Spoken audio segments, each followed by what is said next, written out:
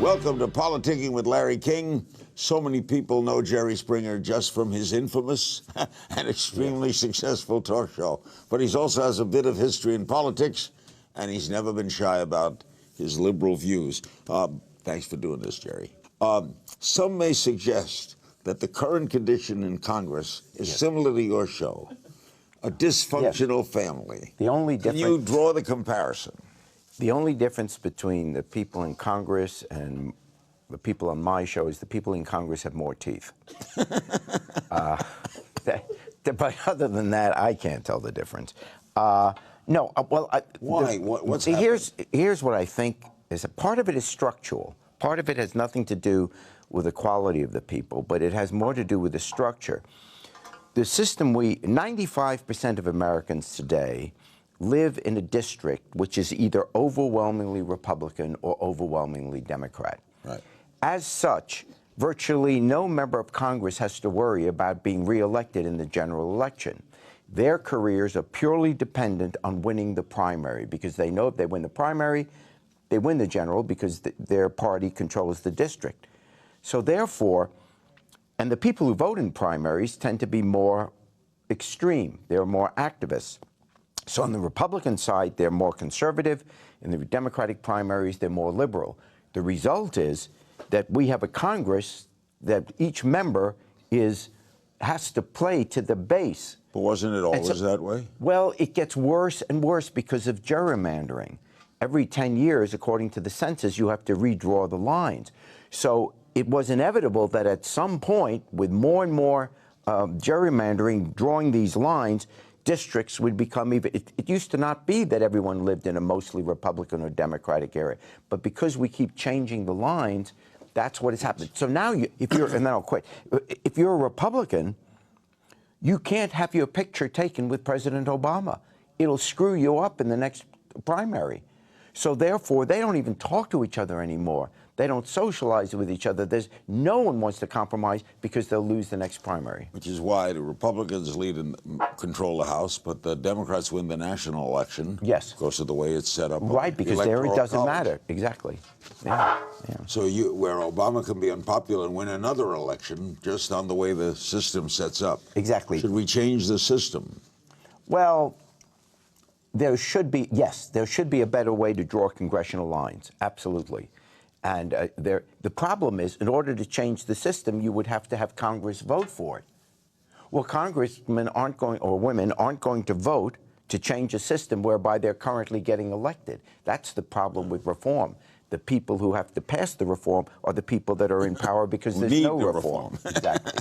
You recently said that you thought that President Obama was hated.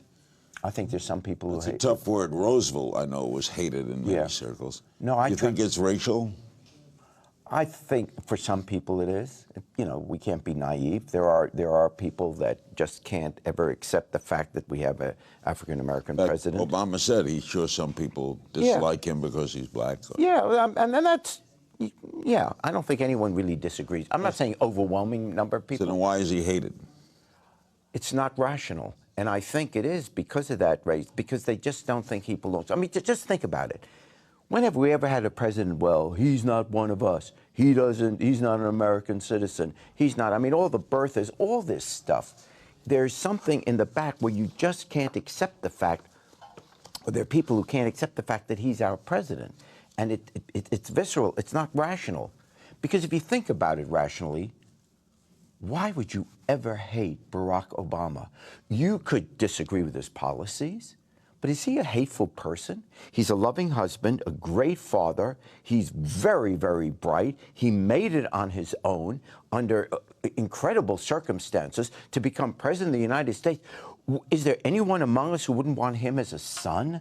To say, oh my God, look how proud I am of this young man. He becomes editor of the Harvard Law Review. I mean, this is the perfect resume, the nicest, warmest, he's good with sports, he's got a great voice. I mean, everything you want to be as a guy growing up. Wouldn't you want to be like Barack Obama? So why do you hate him? Disagree with his policies? Say, I don't know that we should go. Is this man going to go to hell because the greatest criticism against him is he tried to get health insurance for all Americans? I mean, even if you don't like the particular Affordable Health Care Act and think there's a better way to do it, why do you hate him because of it? You know, do you think God is going to say to him, you're going to hell because I heard you tried to get health care for everybody? I mean, yeah, it's a great nuts. point. So a majority of Americans disapprove of his politics, and a part of it is hatred as well, right? Well, I don't know if a majority, no, I don't think a majority of All- Americans disapprove of his politics. I think that, believe me, if there was another election, he'd win again, okay? So that always happened. It happened in the first term. Oh, everyone, and then he goes ahead and wins again. So that's a week-to-week poll. The truth of the matter is, number one, most Americans like the president. And most Americans would probably, because, you see, here's the thing. We love to give conservative speeches because somehow that makes us think we're more adult, we're more responsible. But the truth is, liberals always win in the end. The country ultimately, inevitably becomes more liberal. We're far more liberal than we were 10 years ago, 20 years ago, 50 years ago. So in the end, conservatives will always fight efforts at becoming more liberal, but in the end, they lose, and then they adopt it. For example, every Republican voted against Social Security. Every Republican. Yes, exactly. The conservatives fought us on Social Security. They fought civil rights. They fought equal rights for women. They fought against decent working, organized labor. Medicare. Medicare, everything. But eventually, and they fought against gay rights. Gay marriage. Who would have thought 10 years ago that gay marriage would be legal in America? It's on the way. And yeah. It's inevitable. So you can say you're a conservative, you can say you're a right-winger, but your kids are going to grow up and the next generation is going to be more liberal, and that's a reality. More with TV host Jerry Springer when we come back. Stay with us. Fox News is the #1 cable news channel. Yes. Yet it doesn't elect people. Right. So what is its clout? Or is it, Well, it's only preaching to the choir? It preaches to the choir. And credit to Roger Ailes, he found a perfect business model. He says, cable news, which is never going to have the audience that, Yeah, because, we say the #1 cable station, but what? 3% of America watches. So 97% of America is not watching Fox News. So it's not like they're a great powerhouse. They're a great powerhouse within the cable community, no question about that. But most people don't watch cable news, so it becomes irrelevant to the public discussion. But once again, people want to think it's more impressive to say, well, I'm kind of conservative, and I can go into the richest, wealthiest, most conservative communities, and their kids are listening to the same music, watching the same television, going to the same movies, dressing the same way, smoking marijuana when their parents aren't watching. I'm telling you, debate all you want. We're far more liberal today than we were in the past. By the way, that's going to be legal. Marijuana. Well, of course. Everything liberal ultimately wins. Why? And there's a reason for it. Because human beings, by their nature, do not want to be told what to do. And they want to expand. They want to try new things. Which was, years ago, a Republican concept. They gave it up. I don't know why. Don't tell me what to do. Yeah, Right. but now all of a sudden, they want to tell you what to do in the bedroom. They want to tell you what to do with your lifestyle. They want to tell you who to marry. That's the problem. The Christie thing, where's it going to go? Well, I don't have any more information than anyone else has, outside the immediate family there. But obviously, if it were just the bridge thing in the beginning, I think he could have survived it. But as soon as it became an issue about whether they played with Sandy funds, that kind of crosses the line, because the American public, look, if he were running for president, no one in Kansas is going to worry if 2 lanes going into the tunnel, in New Jersey were blocked for a couple of days. It's just not going to be a national issue. But you start messing, if he did, messing with funds when there's a national disaster and using that for political purposes, that is pretty difficult to rebound from. So I think, and one other thing, on that, he's kind of in a bind. And look, he may be innocent, but he's in a bind because the Republicans aren't coming to his defense, because all the other Republicans, they want to be president. Also, he'd have trouble getting the nomination when he goes into states like South Carolina and Georgia in the South, wouldn't he? Yes. Because he's a centrist. The way they have the primaries set up, it would be difficult for a moderate Republican to get the nomination. There's a civil war going on within the Republican Party, as there was in the Democratic Party in the 80s, with McGovern and Jesse Jackson, etc. Do you think it's Hillary's for the taking? Well, as of today, the nomination, yes, the nomination. The general election, the country's divided. Who knows? Who are the Republicans? Look, if the Republicans nominated Ted Cruz or someone like that, yeah, then Hillary wins. But if they pick a more moderate, Jeb Bush, that would be a tough race. That would be a tough race. Also, we go back to Clinton Bush again. I mean, but wouldn't a Jeb Bush-Hillary race be kind of a race on issues and probably not go into the gutter? It would. It would be. It certainly would be a cleaner race. Absolutely. But the Tea Party would stay home.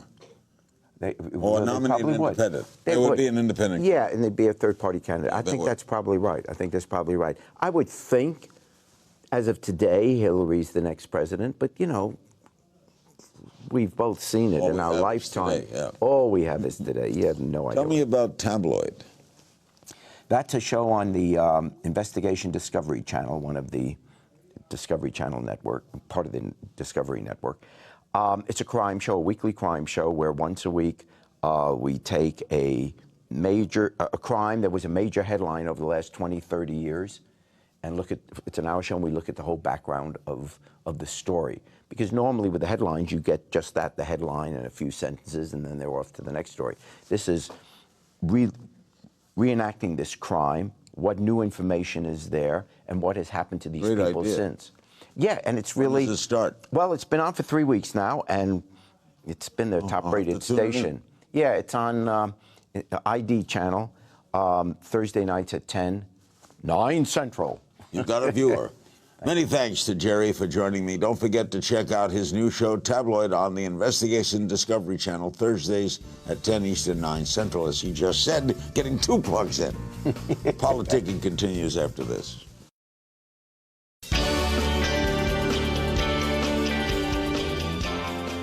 Joining me now, an old friend, the former governor of Florida, Charlie Crist, a one-time Republican turned independent turned Democrat.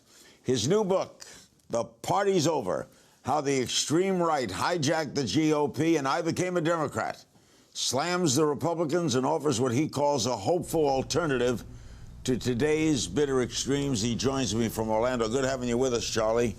Larry, it's great to be with you. Always a pleasure. Thank you so much. Before we get into the book, you recently said that you believe the Cuban embargo has not worked and that you want it lifted. A lot of people are starting to think that way, but you once favored it. What changed your mind?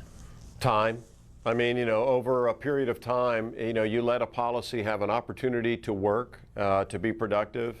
And if that doesn't happen after a certain period of time, I think that logic and common sense tell you that you need to try something else. You know, Larry, they say the definition of insanity is continuing to do the same thing and expecting a different result. Well, I think it's time to try something different because the result that we've gotten is not working at all. And so I think it's time to move on. We need to lift the embargo and help the people of Cuba. Why do we embargo them now? What would be the answer to the embargo? Why do they defend it? Well, I think it's because of the dictatorship, and that's why I supported it in the past, to fight the dictatorship that has been so oppressive to the people of the island and has imprisoned people unfairly and unjustifiably. That's the argument for originally having the embargo. But I think we've been over such a period of time now that the people who are really suffering are the people of Cuba. And so that's one reason I think that we ought to lift it. Number two, we have shown that, in fact, in other parts of the world where we have been constructively engaged, like Eastern Europe, that things can change. And so I think it's very important that because of the people and trying to have them not have to suffer anymore, Larry, that constructive engagement is the kind of thing that can bring a brighter future to the people of the island, and the fact that the policy hasn't worked, number three, those three things together lead me to the conclusion that it's time to try something different, try to try something better, and do something that's more productive for the future. Let's get to the book. How the Extreme Right Hijacked the GOP and I Became a Democrat. The party's over. Why'd you write it? Well, I wrote it just to explain this journey I've been on. You know, I've been a Republican most of my life, then I became an independent, now I'm happy to be a Democrat. And the point of the book is just to lay out that journey. And it, you know, talks about a lot of interesting stories and conversations with people. I've had a unique position, Larry. I mean, to be able to be at the highest levels of government and politics on both sides of the aisle is a fairly unique place to be. And I've met a lot of good people and some people not so good. And I think it's an interesting read. I think that what has happened with the Republican Party, especially over the past 5 years or so, really is what has led me to this decision to become a Democrat. And I've never been happier politically, to be honest with you. Being a Democrat today in Florida is a wonderful thing for me and my wife, Carol. And I'm just much more comfortable there. The Republican Party, really, the leadership of the party went crazy. I mean, you know, they are described now as anti-women, anti-immigrant, anti-minority, anti-education, anti-gay couples, anti-environment. I mean, the list goes on. And I've never seen anything like it. And I know there are plenty of good Republicans still out there. My mom and dad still happen to be. But the leadership of the party is the just say no group. You know, whenever the president wants to do something, unfortunately, the party just wants to stop it. Why? And it's almost illogical. Why were you a Republican? Because I was raised that way. I mean, it's kind of the same reason I'm a Methodist, Larry. And I talk about this in the book that, you know, so many people in our country really are led, at least, you know, out of their youth into their young adulthood, to a political party, to a religion. And that's kind of how it was for me. Mom and dad were Republicans, so I was a Republican. And, you know, at the time, I was very proud to be a Republican because, you know, that was a party of Abraham Lincoln, the great emancipator. I mean, the party of Teddy Roosevelt, who founded our national park system. And, you know, the environment's always been important to me. I'm a Floridian, and it's important to most Floridians, and I think most Americans, frankly. But the notion of Abraham Lincoln and the things that he said and stood for, fairness, fundamental fairness for all people, regardless of race, creed, or what have you, that was very attractive to me because my mother and father, Charlie and Nancy, raised my three sisters and me to try to be decent to other people, to do unto others, to be compassionate, to be caring. And when the Republican Party, at least the leadership of it, started to go into a direction that didn't seem to reflect those values, if I was going to be true to my core and my own values, I couldn't stay. And so I'm very happy to be a Democrat. You couldn't work from within and try to change it? Well, I tried for a while, but it was getting nowhere and it was getting worse. To be perfectly honest with you. And, you know, the more I saw it, the more Carol and I witnessed it, you know, during my campaign in 2010 for the Senate, it became so apparent to me that the leadership of the party and the real strong activists in the party were just out of touch. And, you know, Jack Kemp's one of my favorite political figures in our country, an old quarterback too, like me. I know him well. And he was a great Republican, great guy. And he used to talk about the Republican Party needed to be a big tent. What we've seen today is the Republican Party has become a pup tent. And it's sad. It's sad. But I'm an optimist and I'm a happy warrior. And I look forward to my campaign for governor here in Florida this year. And glad that you'll be in Florida in a few days. How's that campaign going, by the way? How many, in the Democratic primaries, my history in Florida, about 80 guys run. Well, there's only 2 right now. And it's going very well. Very pleased with how the campaign's gone. We've raised more money than any Democratic candidate for governor has at this point in time in the history of Florida, and that's going back to 1845. We've been ahead in every poll that's been done over the past year. I don't know if that's ever happened before. Maybe it has, but not in recent history, certainly. So the answer is it's going incredibly well. I think we have a great shot to win. The people need somebody in the governor's office that cares about them. And I think the issues we'll focus on will be ethics, number 1, education, the economy, and the environment. And I'm excited about the race. I look forward to it. More with Governor Crist after this.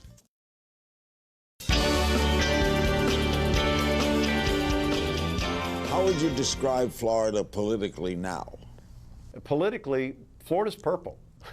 I mean, you know, it's about evenly divided, Republican, Independent, and Democratic. And one of the largest rising groups really are independent voters in Florida.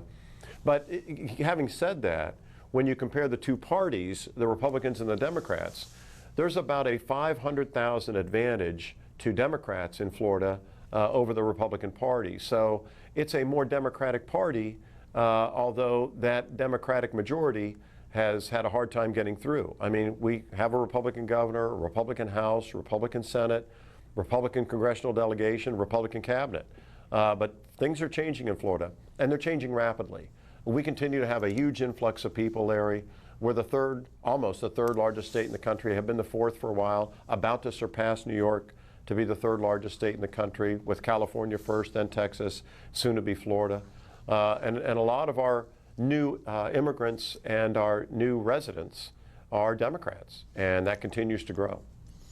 You, on the gay marriage situation in Florida, you supported overturning the gay marriage ban, although you initially support. Where do you stand on gay marriage?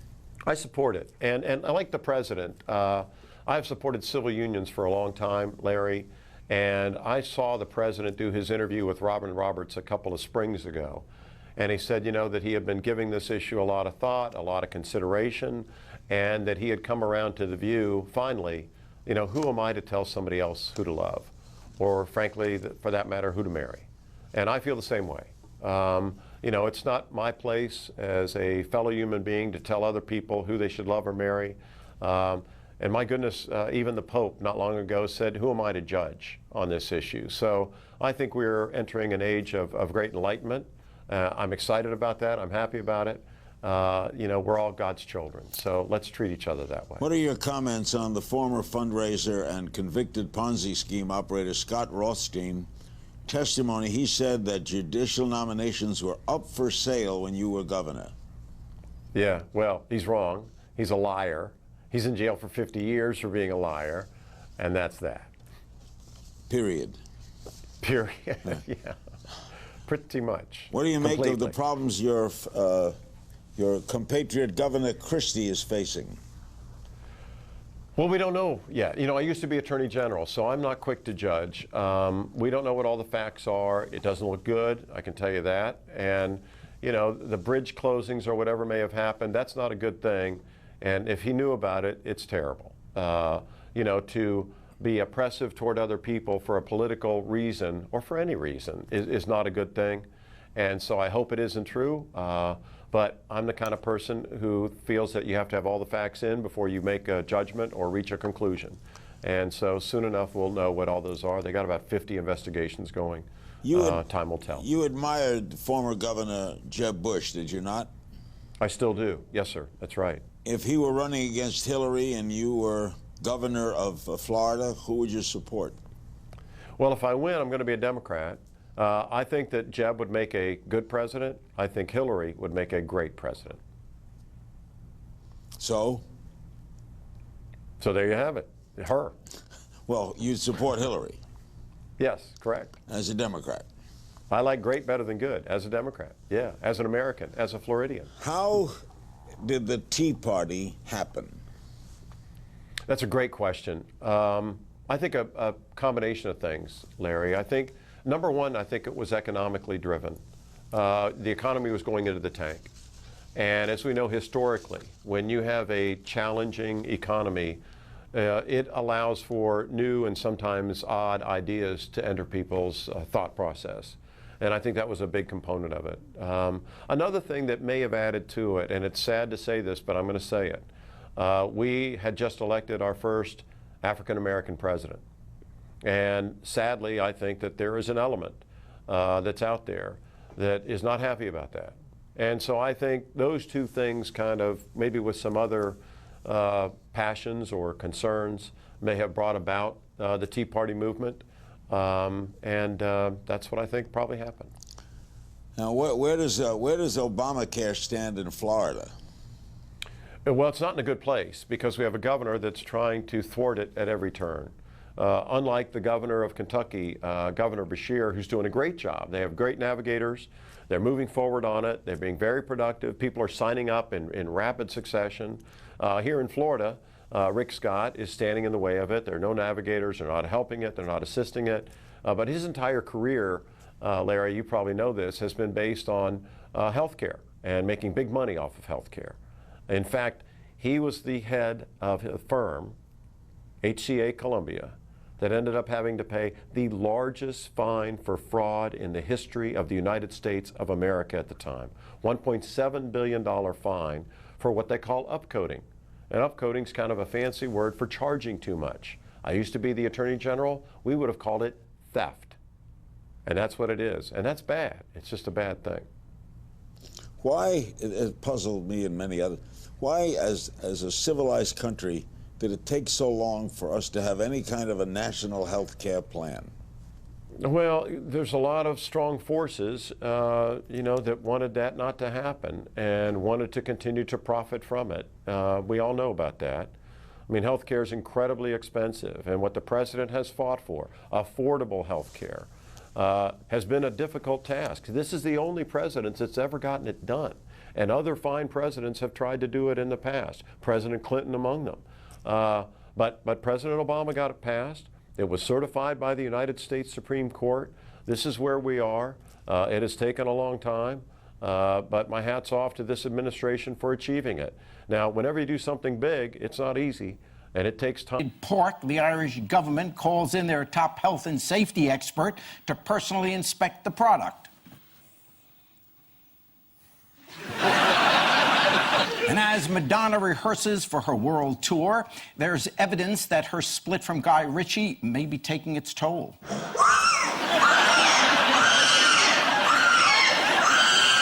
And as a new venue is chosen for the Olympic equestrian events, Tessa Jowell insists on trying out the facilities for herself.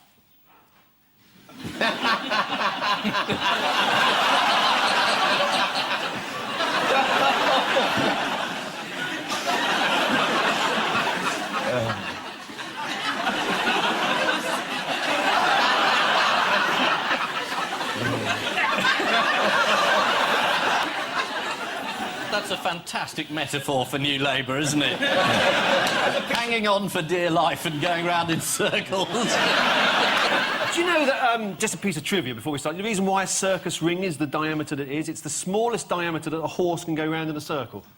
I can't believe that, actually. That's what I understand. Yeah. What was it about you find difficult to believe? Well, that a horse can't turn in something quite smaller than that. I mean, a black cab can turn in something smaller than that. You're right, they're exactly the same. Yeah. I flew all the way over for this. Yeah. That's the highlight. You could have emailed me that. I could have emailed you that, That's exactly. the high note. OK. On Ian Hislop's team tonight is a former mayor of London who could easily have been on my show with a caption that read, "I thought you loved me, then you dumped me for a blonde." Please welcome Ken Livingstone. It's a better reading every day. And with Paul Merton tonight is a comedian who this week won Best Female Newcomer at the British Comedy Awards and who denies that her ITV sketch show is cruel, insisting that she only makes fun of the weirder fringes of life. Can't believe someone would do that for a living. Please welcome Katie Brand.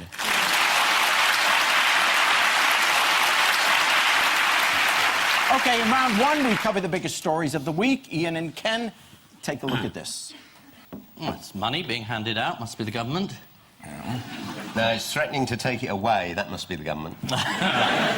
This is the plan that everyone's got to offer themselves up for work if they're on benefits. I didn't understand about this. If you work for 2 years full-time, you'll be eligible for benefits. Isn't that just a job? This is a new set of government plans designed to get bums back to work just as soon as there's work to go back to. Is that what they call it? Bums back to work? Who's proposing this new legislation? The Labour Party. The government. James Purnell. Lovely boy. They will have to go to regular training courses and prove that they are actively looking for work by updating their CVs. Now, how would that go? 2007, I watched TV, mostly sat on my ass. 2008, I was watching TV, but I was lying down. 2009, gave up, Jerry Springer on again. 2010 appeared on Jerry Springer. Anyway, if you don't show up for interviews, claimants will have their benefits cut. What does James Purnell know about not showing up? Oh, he didn't turn up once to a photograph. He was supposed to turn up at the opening hospital, couldn't make it, so they pasted him in. Here's a photo of a hospital opening that James Purnell should have shown up to, but didn't. Now, here's the photo after it was altered slightly. Who did David Freud, a government advisor, suggest as good examples of people who managed to do a good job with a disability? Blunkett. That wasn't a joke. I'm glad you laughed. I suppose the fact that he'd done Royal a good job family? is quite funny. Royal family. Royal family. Did you say the royal family, Jerry? No, I'm asking you. Is it the, yeah. No, I don't think the royal family would be involved in it. Well, the answer is Stephen Hawking and Lord Nelson. I've forgotten what the question was. I'm absolutely intrigued by the answer. Stephen Hawking and Lord Nelson. Most of the Battle of Trafalgar he directed from an airing cupboard in Wolverhampton. You want to see someone else really doing a good job? Take a look at this. Oh, yeah.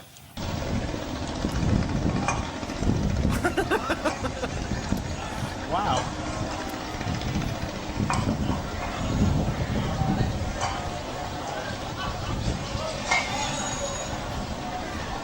That's unbelievable.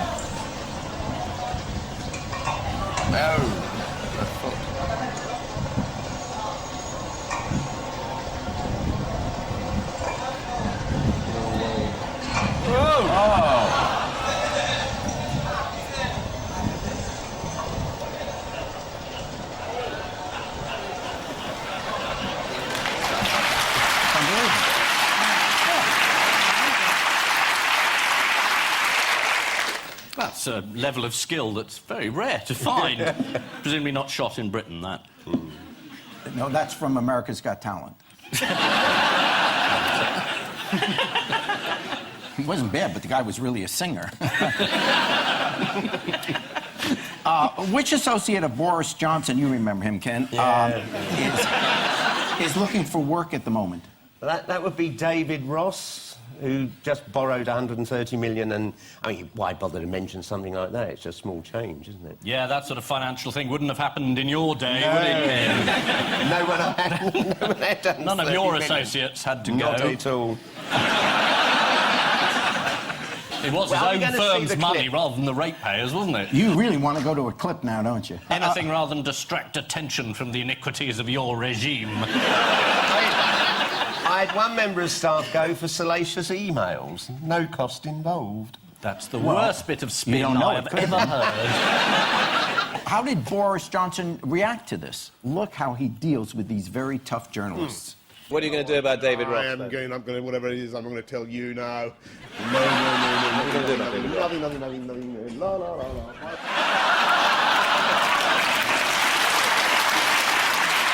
I wish I'd thought of that. Yeah, there was you saying, I stand by Lee Jasper, and all he had to say was, la, la, la. This is the guy who beat you? Yeah. Well,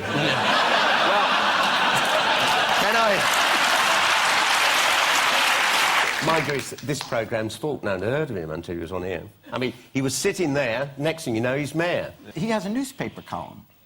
He does. Yeah, and he concentrates, as I understand, on the more important issues of the day. Take a look.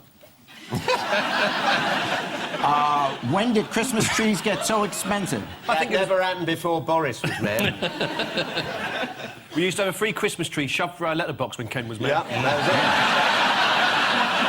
If you were tying your shoelaces up in the hallway, you'd think all about it. I'm intrigued by your glasses. You seem to lift them up when you're reading. Well, because I needed to see far away, but yes, not of to course. see close. I understand. Do they have bifocals in America? They're not allowed to marry. Oh, sorry. I can see the ticker at the bottom of his show. I was a bifocal.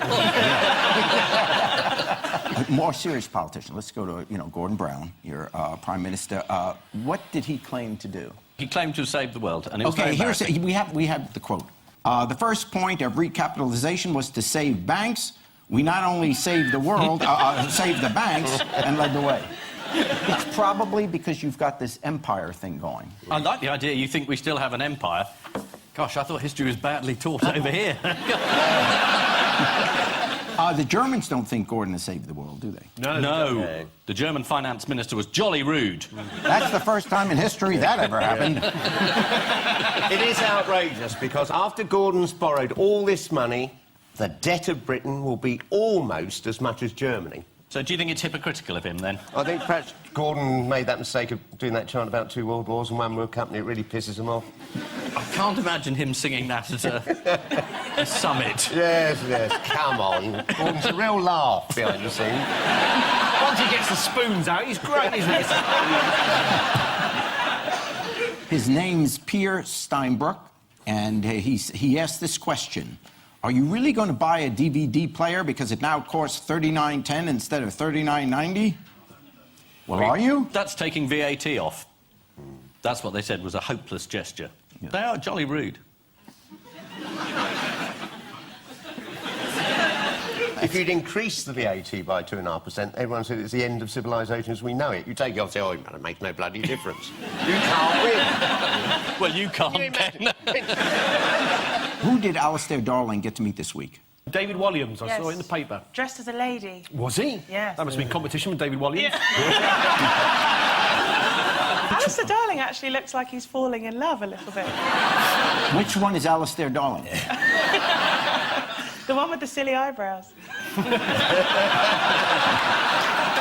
What is he doing? I don't know, you can't see where his hand is.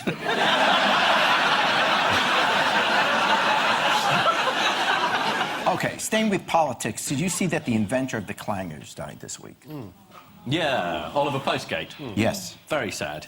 He caused such controversy with this episode, broadcast during the 1974 election campaign, that it was swiftly withdrawn and never transmitted again. The noise? Well, that's the election campaigns of the political parties. Yes, political parties, you know. People who think a particular policy is in their own or the country's best interests. Well, they call themselves a political party. What for? Well, so they can have a cause. They can act together to defeat other political parties and get what they want. Don't you understand?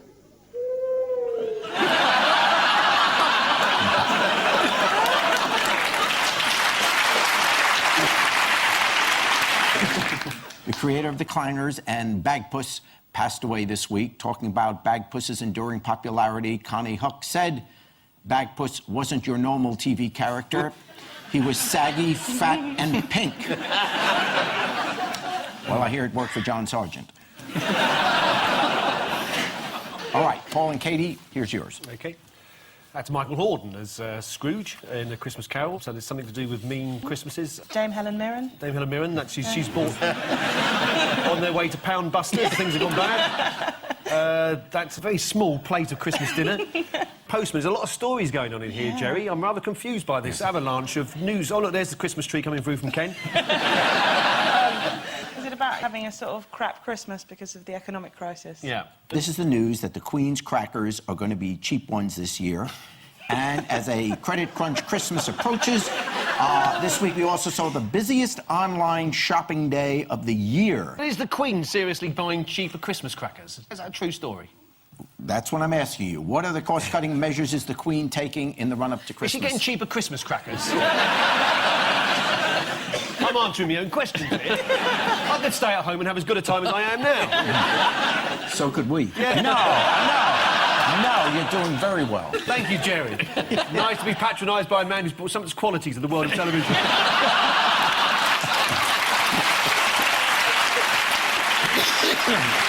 Also, according to the News of the World, the Queen has urged grandsons William and Harry to keep their winter holidays as low-key as possible.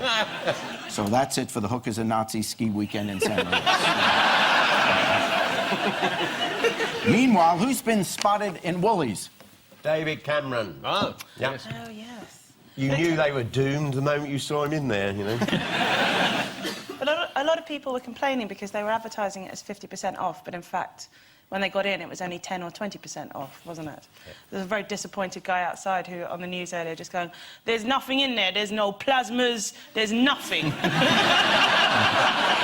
What was the last thing you bought in Woolworths? DVD would have been. Lust and Caution, it was called. Lust and Caution. Lust and Caution. Was that a self-help guide by Boris Johnson? Always lock the door. Who's coming? Online shopping is the perfect way to avoid queues in high street shops. You get to queue up outside parcel force depots instead. To try and avoid this, what is Royal Mail planning to do just before Christmas? The postman having to walk at a regulated speed. Oh, yeah. They have to walk 4 miles an hour to deliver the mail. This isn't just walking in a park. No wonder they just throw the mail at the house. Isn't it full of students, the post office? That's a long time. I mean, I did that. I did that as well. Yeah, so did I. They should, and they work. We should have a reunion. Sit around a load of parcels unproperly addressed saying, "Oh, don't worry about that." Bet Ken never thought I'd been a post office worker. Did you join the union?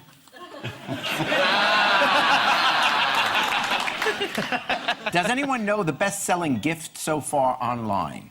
Here's a clue. Borat. Oh, the leotard thing. Is it the green leotard thing? It's the mankini! Here's another idea.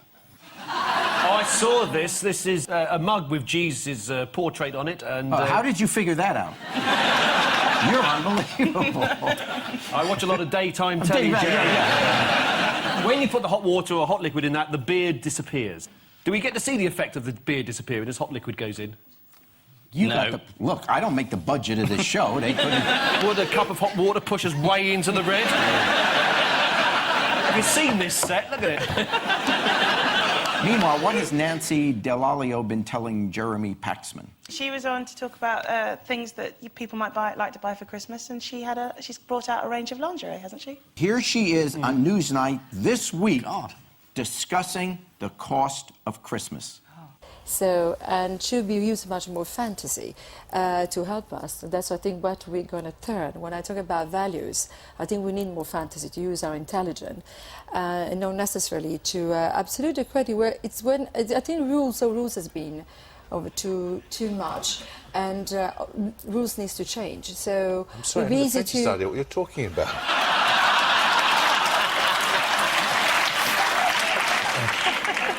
She was on there promoting some bras and pants. Well, who's going to buy them now? Exactly. I don't think you buy them for women who talk. I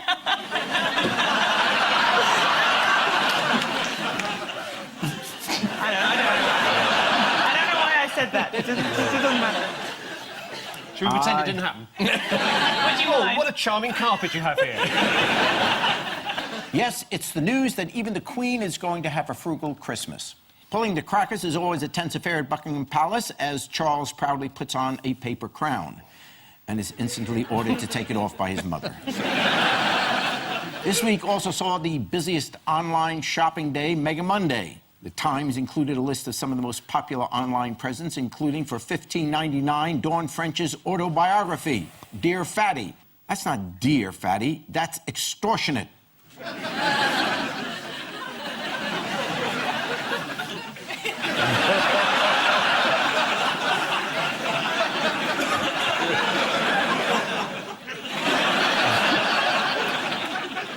It's all right laughing at the Queen, but don't laugh at Dawn. So at the end of that round, 2 points each. Okay,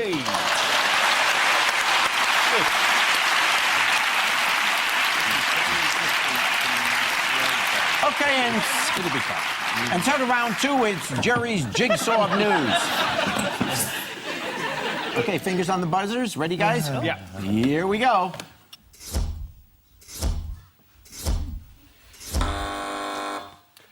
It's beginning to emerge there, but somebody has done some research that shows that animals have a much wider range of emotions than some scientists previously thought. I think sort of dog owners have always felt that the dogs have the ability to feel remorse or nostalgic or a slight sense of whimsy.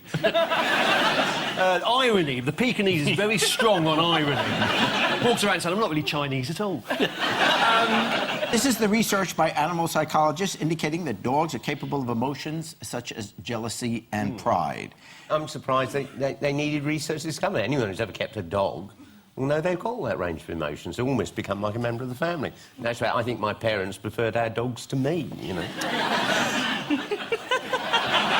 We have turned into Jerry Springer. Yes, there's my old dog about to come on set. Well, we had a show called I Married My Horse. Oh, I saw that. You saw it. I saw it, You're yeah. a lonely woman.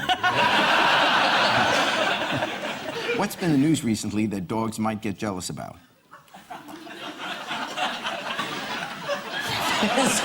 This is horrible. Yeah. I'm going to tell you. Change the subject. I don't that's choose this. I'll get it.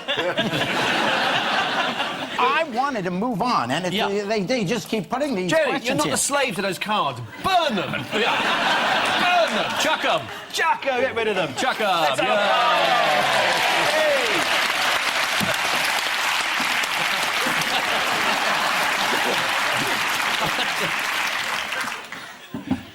Don't worry about any of that. Who's got any jokes? No, that's liberation. Doesn't that feel better? Yeah, It does feel better. Yeah. But now I got to rip this card too because we had 5 more things. Yeah, get rid of it. Yeah, get rid of Get rid of that too. All right. Hey. This is a punishment. All right, moving on. Yay. Everybody buzz. We haven't seen the picture, but I'm willing to give it a go. Here we go. Oh. This is the governor of Illinois who is trying to flog Barack Obama's Senate seat for about £500,000, and the FBI have tape recorded him talking to all these people who think they might buy it. And Barack Obama said nothing to do with me and called on him to resign. He's right. Is that how it works in the States? You just buy the seat? No, well, no, it's not supposed to. Yes. Yeah. I live in Chicago because that's where we do our show, and that's obviously part of the state of Illinois. And it's unbelievable because they had him wired. But haven't 3 of the last 10 governors of Illinois gone to prison? 4 of the last 8. 4 of the last 8, People get it right. How dare you suggest we're not very corrupt indeed? This is the prosecutor. Listen to what he had to say about Illinois. I don't have 49 other states to compare it with. But I can tell you one thing. If it isn't the most corrupt state in the United States, it's certainly one hell of a competitor. I'm outraged. To suggest that other states can compete with us is... We know how you feel. It's like when someone says that Britain's 2nd teenage pregnancy rate in Europe. It's infuriating. I thought we were first. We are. But people lie, Ken. Well, I remember now, when Barack Obama won, what really helped him in that Senate election was that his Republican opponent's wife came out, Jerry Ryan, and said that her husband had been making her go to sex bars. Does a sex bar have a happy hour? Well, like 2 for 1. You look like you're racking your memory, Jerry. yeah, it does. Yeah, it does. But it's true, my memory's right. It does. All right. The governor of Illinois, Rod Blagojevich, has been accused of trying to sell Barack Obama's vacant seat in the Senate. As investigators try and establish how much he was aware of the alleged corruption, this could present an embarrassing situation for Barack Obama. At least when George Bush said, "I don't know anything," we believed him. Which means at the end of this round, it's Ian and Ken with 4, Paul and Katie 4. Oh my gosh, we have a tie.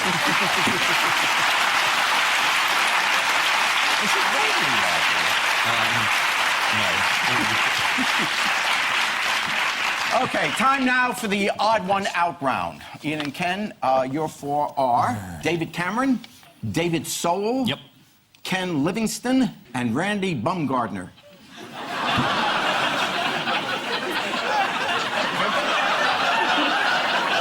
Who's Randy Bumgardner? Oh, I'm so glad I was here to hear you say that. David Soul wears his glasses like you, Jerry. Oh. Well, isn't that interesting? Because he played me in the opera. Oh, wow. Ah, I've been played in... Oh, you've been played. Has Bumgarden, or whatever his name is. Has he been in... Bumgarden, or whatever his name is. Yeah. We know his name's Randy Bumgarden. There's no two ways about it. What was his parents thinking of? Certainly What was no his one... mother thinking of when she met a guy called Bumgarden? Yeah, I want to marry you. No one's done a play or opera about David Cameron, say Bumgarden or whatever. Has had a play or opera about him, that's it. I'm doing my best. Yes. Good. Cameron's the odd one out, is that what you're saying? Yeah. Yeah. Bloody odd. Well, here's the deal. They have all... hang on a sec. Give us a clue first. A clue? Yeah. Find another job. No,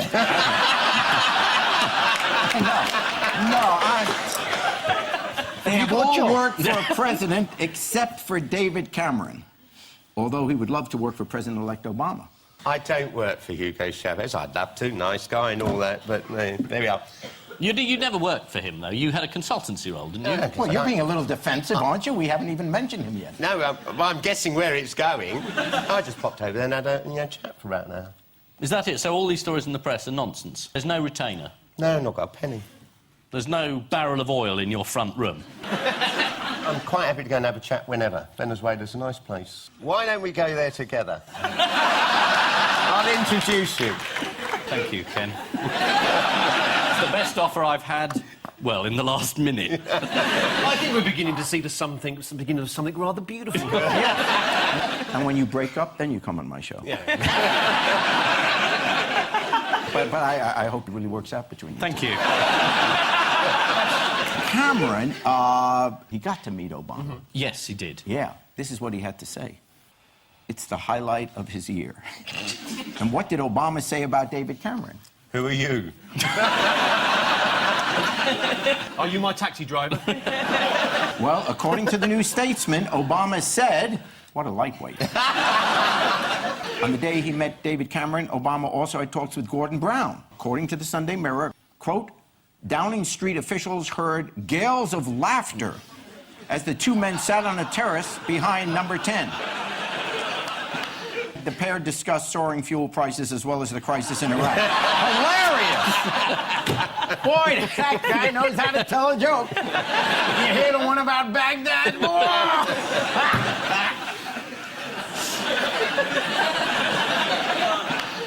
Now, according to the Evening Standard, David Sowell once stuffed envelopes for JFK while JFK was busy stuffing... Well, let's not... Ken Livingston is working as a consultant for Venezuelan President Hugo Chavez. You can't just announce that when he's denied it. You know, this is England. It's not America, you know. Should we have a lie detector test? Yeah. Or a fight. According to The Guardian, shortly after taking Ken on as a consultant to his regime in Venezuela, Chavez lost control of the capital city in regional elections. That old magic rubbing off straight away. Randy Bumgarner. This is your life. You may not know this, but he is the general manager of Blair House, and that is the U.S. President's state guest house. Yeah. Randy Bumgarner's father is called Delmar Bumgarner, and his... In an attempt to take the curse off Bumgarner, people consider the Delmar. And his mother was Loretta Mincy.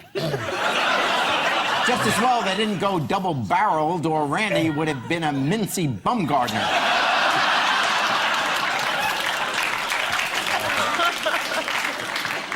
Paul and Katie, here's your odd one out. West Ham fans? Yes. The TARDIS, late-night revelers in Bolton, and beluga whales. Late-night revelers in Bolton were being encouraged or being handed out sort of little containers of sort of bubble mix so they could blow bubbles when they come out of clubs and pubs. And apparently this is meant to sort of stop people getting violent, it's sort of playful and all that kind of thing. So if I remember that rightly, the West Ham fans, their song is I'm Forever Blowing Bubbles, so that indicates that must be what it's about. Beluga whales, they blow pockets of air around inside their heads. Do they? And that makes their heads change shape. So they like blow internal bubbles. God, wouldn't it be great to be able to do that on a tube? I know. I think, well, the TARDIS, I don't know if I've made this up or something, I remember. Was it originally the TARDIS going to be, instead of being a police box, was going to be a huge bubble that sort of travelled through time and space? So bubbles are the theme. Perhaps the TARDIS is the odd one out because all the other ones are... I've got bubbles. I've got bubbles. He's right. We have the original blueprint. That's the original TARDIS blueprint. As opposed to somebody drawing a circle at Wednesday afternoon in the office. That'll do, show them that. It's not a complete circle, is it, either? No. Well, that's where they That's get the in door, and out. yeah. Oh, you're going to get in there. Oh, just as well I didn't design it. Boozed-up revelers in Bolton are being given children's bubble blowers by police as they leave pubs and clubs during the festive season. The plan to distribute bubble-blowing machines to drinkers in Bolton seemed to be working until one clubber, we call her Katie, turned to his mate shouting, "Oi, did you spill my bubble mix?" They're probably drinking it, aren't they? Yeah. Meanwhile, what are drunken women in Torbay being given? Drink. No. They're given flip-flops. It's to prevent them from twisting their ankles by trying to walk home drunk in high heels. Flip-flops will be given to anyone whose footwear is uncomfortable, inappropriate, or soiled. I just don't want anyone ever complaining about my show again. So who's giving them the flip-flops? Where have they come from? Oh, I just need a new pair, so I was thinking of going down there, that's all. Well, soil your shoes and you'll got it. Oh, I'm way ahead of you, Jerry. I know. Beluga whales can blow bubbles. And here they are blowing bubbles at an aquarium in Japan. That is, oh. Evening.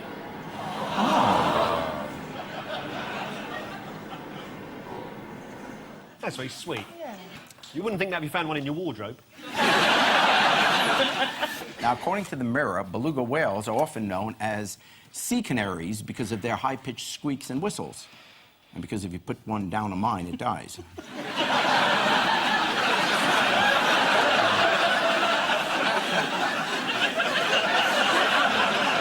Whales have surprisingly good communication skills. According to The Telegraph, scientists in Japan have given a beluga whale a vocabulary of 3 words.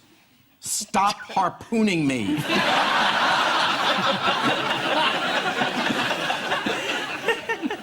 Which means at the end of this round, it is Ian and Ken 5, Paul and Katie have 6. Oh, that's the lead.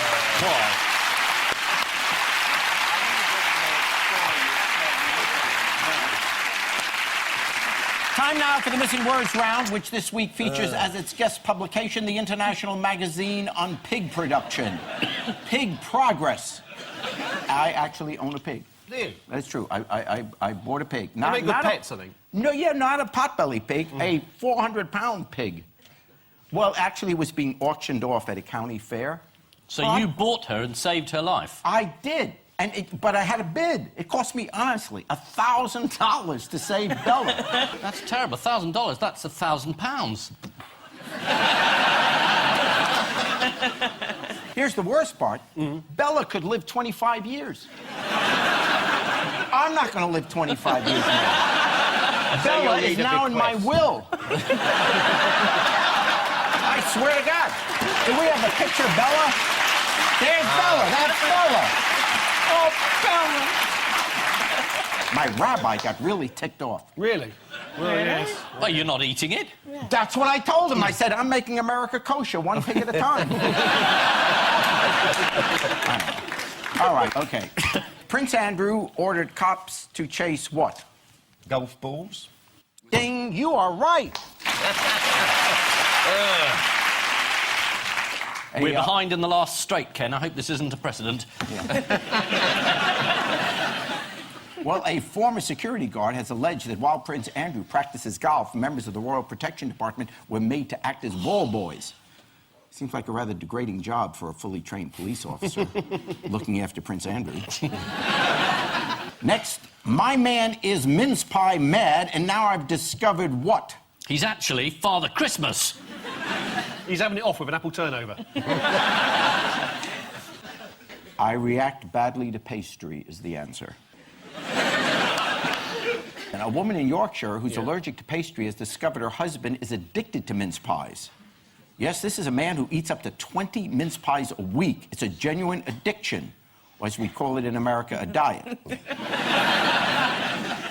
And next, Wogan gives up what? Eurovision. You are unbelievable. It is, and there was a fire. Wogan was 5 minutes away from being burnt to a cinder. Oh, really? Yes, there was a fire at his didn't mean to house. make fun. Smoke alarms went off. How big?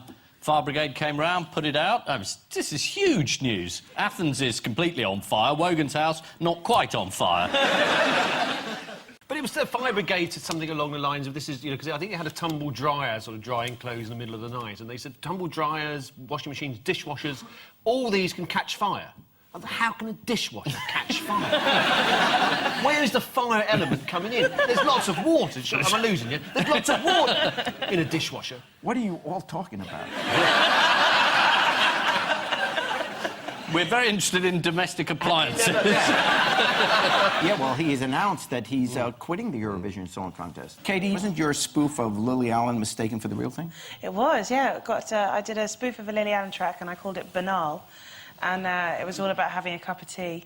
And it was on, got some Radio 1 airplay. And, yeah, some people phoned in and one person said they thought it was a return to form for Lily Allen. Next, top 10 worst predictions ever include what? I will be back for another term, says Ken. It's the iPod. Alan Sugar said that the iPod wasn't going to last anything. He said in 2004, the iPod's finished, it's useless, it's rubbish, and since then they've sold about 170 million of them. You said that because you looked at the teleprompter. Yeah, I saw it said iPod there.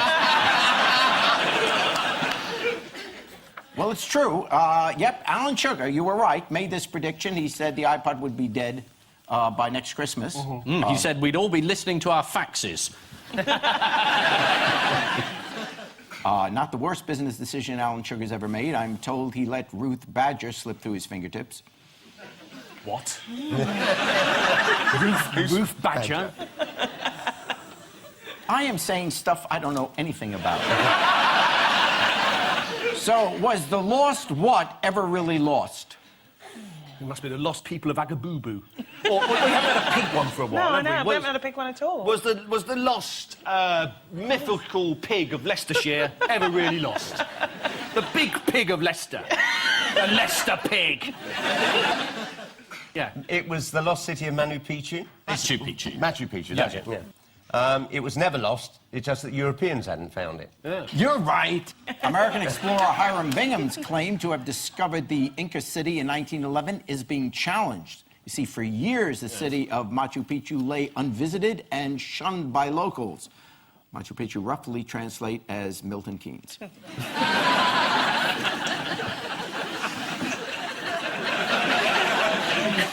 Well, we have a final score. Ian and Ken, 8. Paul and Katie, 7. Oh. Hey.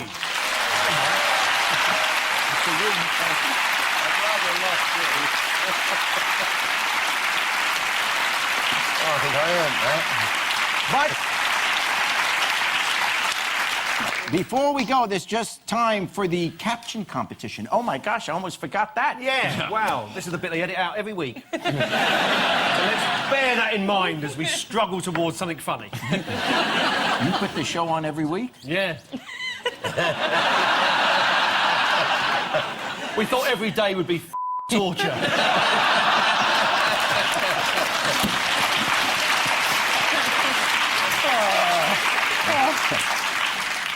Okay, you get this.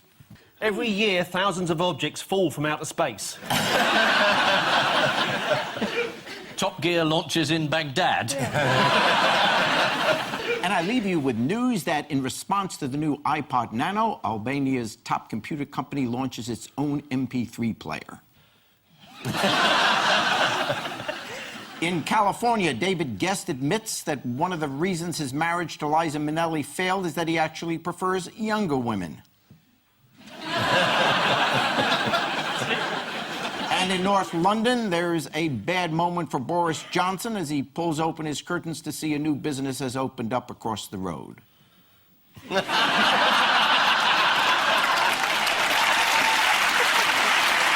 night.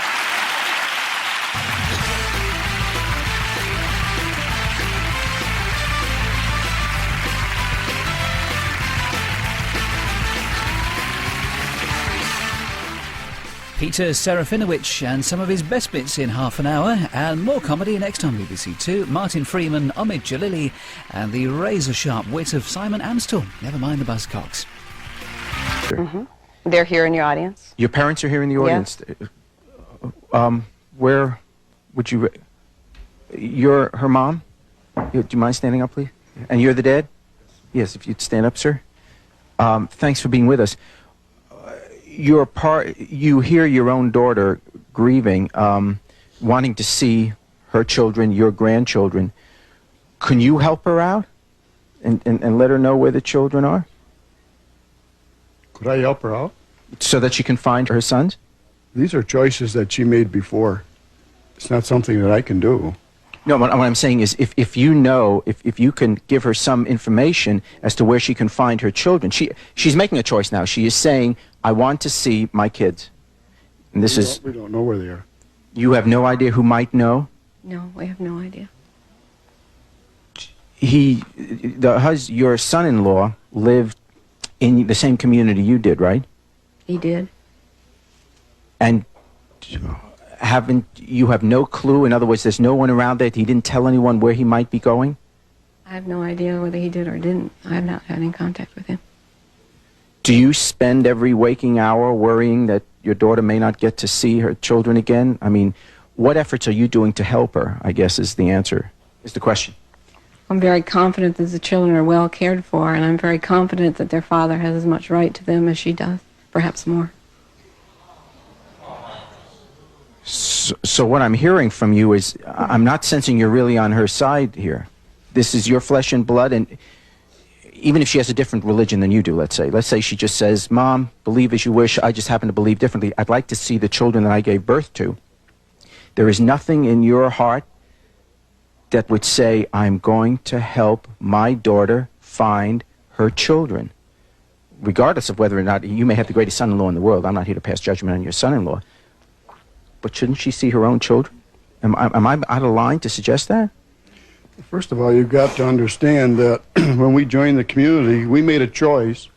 When we left Lori and her children and her husband, and we joined the community with the idea that we may never see them again, to follow our master, to follow in his footsteps. Okay, but that's a choice that you made, and people make choices and then change their minds.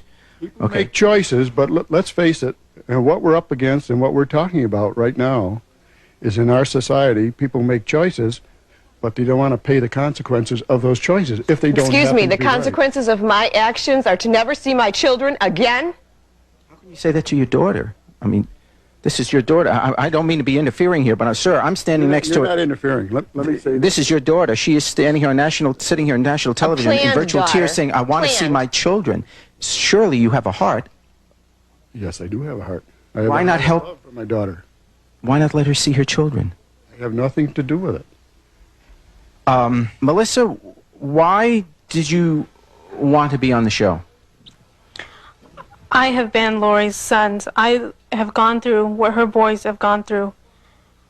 I was not allowed to see my father, me or my sister, and he had visitation rights, and this same community that is hiding her boys hid me and my sister from seeing my father. When did you start in this religious community? When I was 7 years old. And when did you get out? 6 months ago. And you're how old? 19. So you were in for 12 years. For 12 years you were in that community, and did you know Lori's Yes, kid? I lived with them. Oh, you lived with her sons? I lived with them the night they were taken away. Do you have any idea? Can you offer any help? Because you said you were hidden. I've tried to help her. I've given her information, and I've done the best I can to help her out. Are you scared now, Melissa? Yes, they have brought friends of mine here. Who are the friends? They're right in the second and third row back, in the middle. Right here? Yeah, and there's two in front. Well, what are you afraid? Excuse me, I'm sorry. Anyone you want to talk to? I mean, I have grown up with these people all my life, and all I know is what they've taught me. do you mind standing up? I mean, I don't want to be picking on anyone. She's just saying you're a friend. Why would? Can you think of any reason why she's nervous in front of you?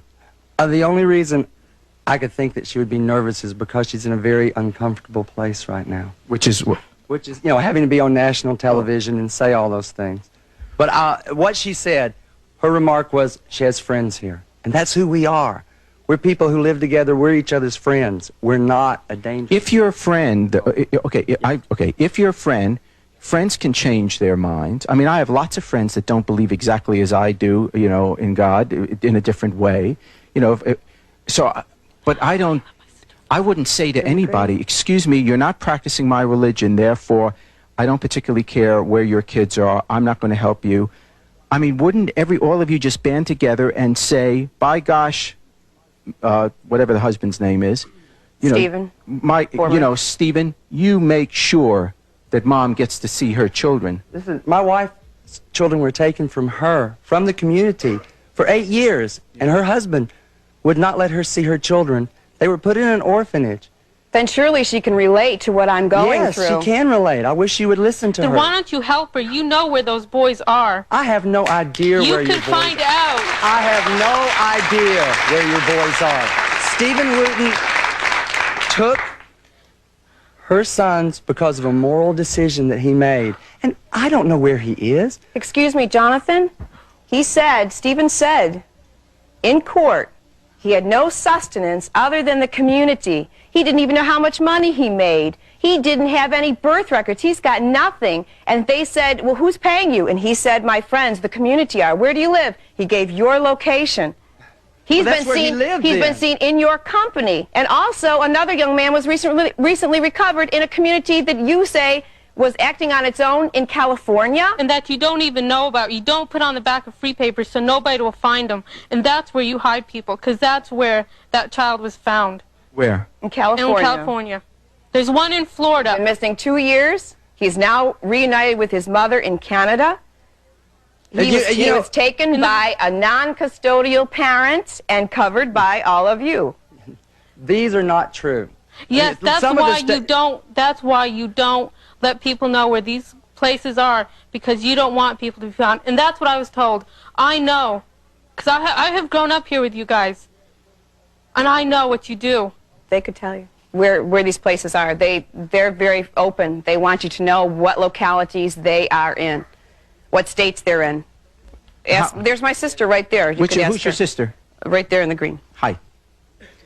Do you grieve for her? I mean, do you relate to her? Yes, because my children have been taken from the community. Your children have been taken from a community as well. Mm-hmm. Why aren't you helping me? She thinks you're not helping. I know.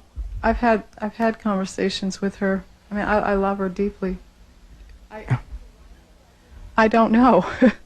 I don't. Why know. do you align yourself with these people then who have taken Seth and Nathan? Nathan? Because it isn't these people. That's the thing. That Where is he living? Faced. Where is he living? I said I don't know. He's with you, and as far as Jeannie Swanko said, as far as she knows, he hasn't left your group. That's a quote. But I still don't know. Well, somebody could get on the phone and find out. Does he have a social security number? Yes, he does. What is it? Geez, I don't have it right here. That's a silly question. Why would you know that? No, I do know. I mean, I didn't bring it with me. I didn't memorize it. We'll put it on the air. We'll find him. Okay. I mean, he took your kids. Oh, yeah. There's a federal arrest warrant issued. Okay. When we come back, joining us now is Jean Swanko. She is a member and attorney for the Community of Believers. Eddie Wiseman is her husband and one of the leaders of this community. And sitting next to them is Rick Ross. He's a nationally recognized cult expert. Okay, first let me start with Eddie and Jean. You have heard backstage, these are pretty serious allegations that are being made. How do you respond to them?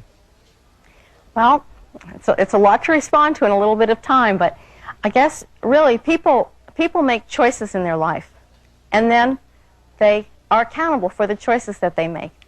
A number of years ago, Laurie and her husband Steve came into the community. When Laurie did that, she wanted to do it with all of her heart. Then. Maybe Then. she's changed her mind. Right, she has changed her mind. I think it would be the truthful thing to say that she changed her mind. And there was nothing to keep her from leaving. She was free to go, which she did go. But what I see as the problem is she's changed her mind, but instead of saying that she's changed her mind and she no longer believes what she believes then, she tries to come against us as the community and her husband and say that what Former husband, excuse me? And her former husband, and what we believe is wrong.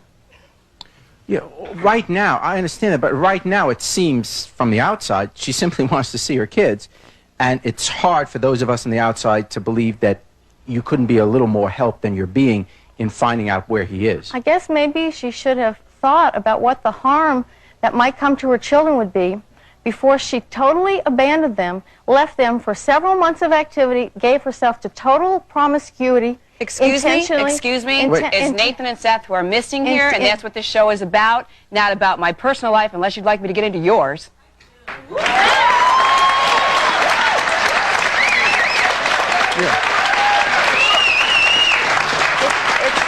It's fine by me. I have nothing to hide.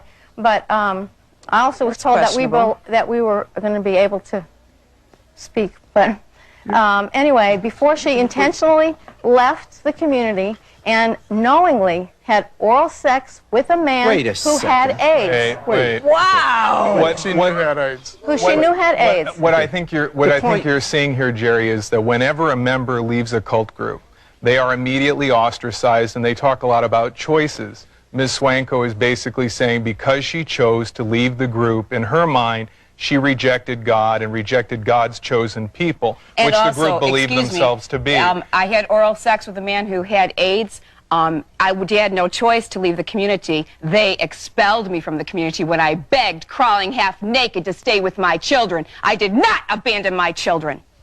I wanted to stay with you to see my children grow up after they had humiliated me and taken away everything of dignity I had. But you weren't there, Jeannie, so you don't know. The issue is that here is a woman who has decided that she no longer is going to be a part of that community. For whatever the reasons. It's not our business what the reasons are. She is simply saying, I want to see my children. Not your children, her children. That's right. Her children. She wants to see her children. And it should have nothing to do whether or not she believes as you do. It should have nothing to do with whether or not she made a commitment back when. She's changed her mind. She doesn't believe as she did before. So why isn't there the help coming to find out where her kids are? I don't have one thing to say about whether or not she sees her children. Her former husband does, though, the father of the boys. Where is him? So she can, where is he? So she can talk to him. I don't know where Steve Wooten is. I don't have a clue where Steve Wooten is. You could get on the phone, though, and find out. Could you find out? Are you willing to say under oath of God, the God you believe in, absolutely under fear, that there is no human way possible to help her find her husband? Let me put you it can this say way. that? Let me put it this way. I know it's my personal opinion. It's my personal opinion that I hope that the boys end up staying with their father. But it's not your decision. It's not your judgment. It's not your judgment to make. You're not the judge. I know. You asked me. I asked you, will you help her? Not. No, I won't help her. Jerry, I will not help her. Absolutely not help her. The issue here is that there was a problem between this woman and her ex-husband. And obviously between you, Eddie, because you say it's between you two. She made some choices in her life. She went out and lived the way that she wanted to live. She's making a choice now. She wants to see her children. She came back, and her husband did not believe that she was fit to be the children's mother because of the way she conducted herself. Do I have custody of the children, Mr. Weissman? He's the father. She's the mother. Okay, so the point I'm trying to make is that he made the decision. I did not make the decision. Nobody in the community made the decision for Steve Wooten to leave with his children. Mr. Weissman, He has no right to leave with his children. She has custody of the children. She has custody of... Excuse What me. about the civil authority to those kids at all. of the court? He did what he did. He's got no rights. He broke the law. He did what he did before there was ever any custody award given to her.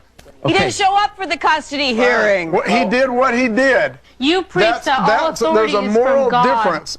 There's a moral problem here. There's a moral disagreement. He believes she's not a fit mother. The moral disagreement He is believes- the children are the father's. They have no rights to the mother. That's what you believe. That's the founding of your faith. That's how it is. That's not true. That hasn't happened in every instance. There are children here. There are families here who have given up their children to people outside the community. We don't have any policy whatsoever to tell people what they're going to do with their You children. preach that all authorities from God. Right now, the state has given Lori custody over her children. Now that's authority. And you preach all authorities from God and you obey it? Fine. That's fine. You don't obey it. I don't know where Steve Wooten Why is is. the If group not complying with the legal orders of the court? The group has no say-so over it. Are the you group is harboring not Stephen? controlling Stephen Wooten. Are you paying Stephen? We to don't live know where with you? Stephen Wooten is. Today, And you this can't minute, find you him. don't know. I can't find him. Tomorrow I do not you'll know where he but is. today you don't. You have I alluded. didn't, but you've you alluded to could other. help find him. You've alluded to other custody Okay, cases. I tell you what. We're at a dead We're end. not law enforcement, Jerry. Yes. We're the church. We're not law enforcement. But you also have a conscience, and this mother says, I want to see my children. She's not asking you to make the decision who should raise the children. The courts will decide that. They already did. No one's asking for more. All someone is saying is right now, a mother says, I want to see my children, which legally I have the right to do. Please, as a human being, help me. You may have the access to such information. And you have sat here, honestly, on national television, and you just said to me, you said to everybody, I'm not going to help her. That's right. And I got to say, what kind of a person is that? What kind of a God is that you're not going to help a mother find her children? Because everybody in the audience doesn't know Lori like I know Lori. I know Lori. You're and not I know God. Steve. You're not to make that Are you an decision. attorney who's Just help knowledgeable another about human the being law? find her daughter. Okay, boys. Look, Ms. Swanko, you're an attorney. Why aren't you complying with the law? You know what the I law am is. complying with the law. There's not one thing Well, I'm then doing what that's not about the complying child with that was the law. recovered by the Canadian Mounted Police in Santa Cruz when the group had denied that they knew where he was and he was recovered? If I might remind you of your criminal record, which makes you a Why do you lash out? Why do you lash out Why is with it that something you will personal? not answer She said something and you're talking about oral Ms. sex. Swanko, you He will said not something and you're answer talking about a questions. criminal record. Talk on the issue. Okay, this dad says that the community of believers has brainwashed his daughter and prevented him from seeing her. Well, guess what? When we come back, he will see her for the first time in 5 years.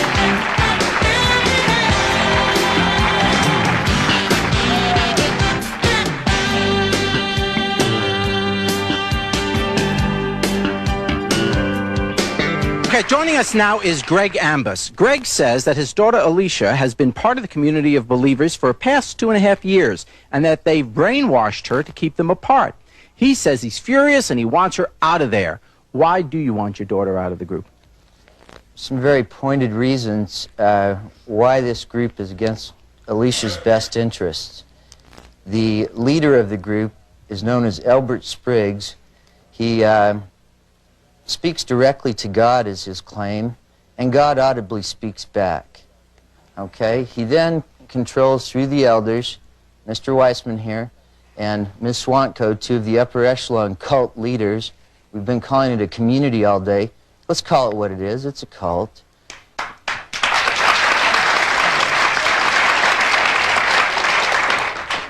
The cult then controls all of the women in the community. They have to respect higher authority of the man's authority. The mother, Terry Calvert, currently can't stop abuses that go against my child. They hit them with... What are these abuses? Okay, they hit my child with a stick, a balloon rod that's dipped in some kind of solution to harden it.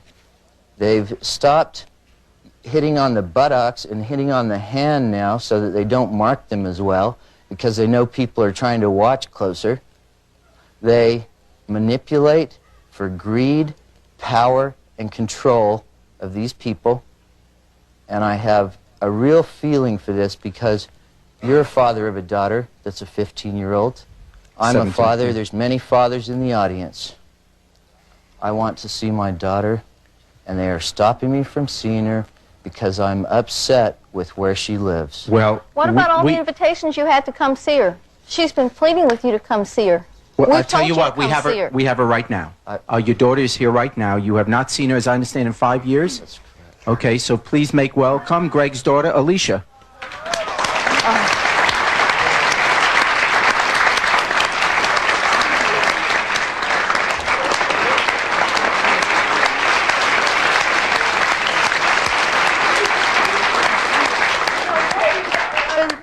time, I want to say that that's a lie, and it's obvious that I'm not beaten. My life is here, and I came here today in hopes that you could see my heart and that those are my friends. These are my friends. These are people that love me. Eddie Weissman was accused of beating a child. You wanted to for hear from your 7 daughter. hours. Hear from her. 7 Hear hours. from her, Greg. 7 Okay, hours, Alicia? Mr. Weissman. With Let a Alicia stick, talk. he beat Okay. a child. Let Alicia Yes, talk. I will. Alicia, what? Alicia, yeah, Alicia, why don't you have a seat and The you can talk? stick, Mr. Weissman. Maybe we should take that stick to you here today. It's not true, Greg. All right. Okay, sit down. Oh, what is this? You've been brainwashed. Greg, you got to by sit. You these have guys. to sit. Everyone sit. Please have a seat, Alicia, and you can talk, okay? All right? Now, one at a time, because nothing is heard back home on television. I swear, nothing is heard when more than one person talks at once.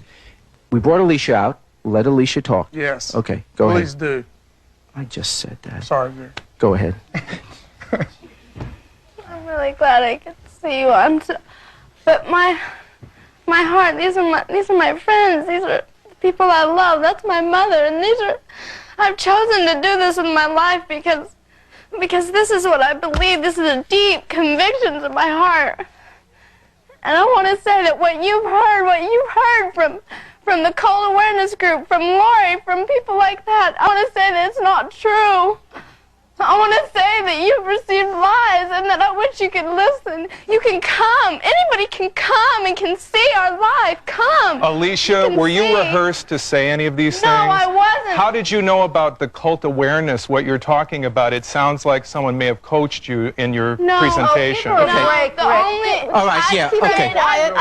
Let Alicia and Dad talk. All right. For 5 years, they haven't let me see her. They. Who's they? Just hold on. I want to bring your mother.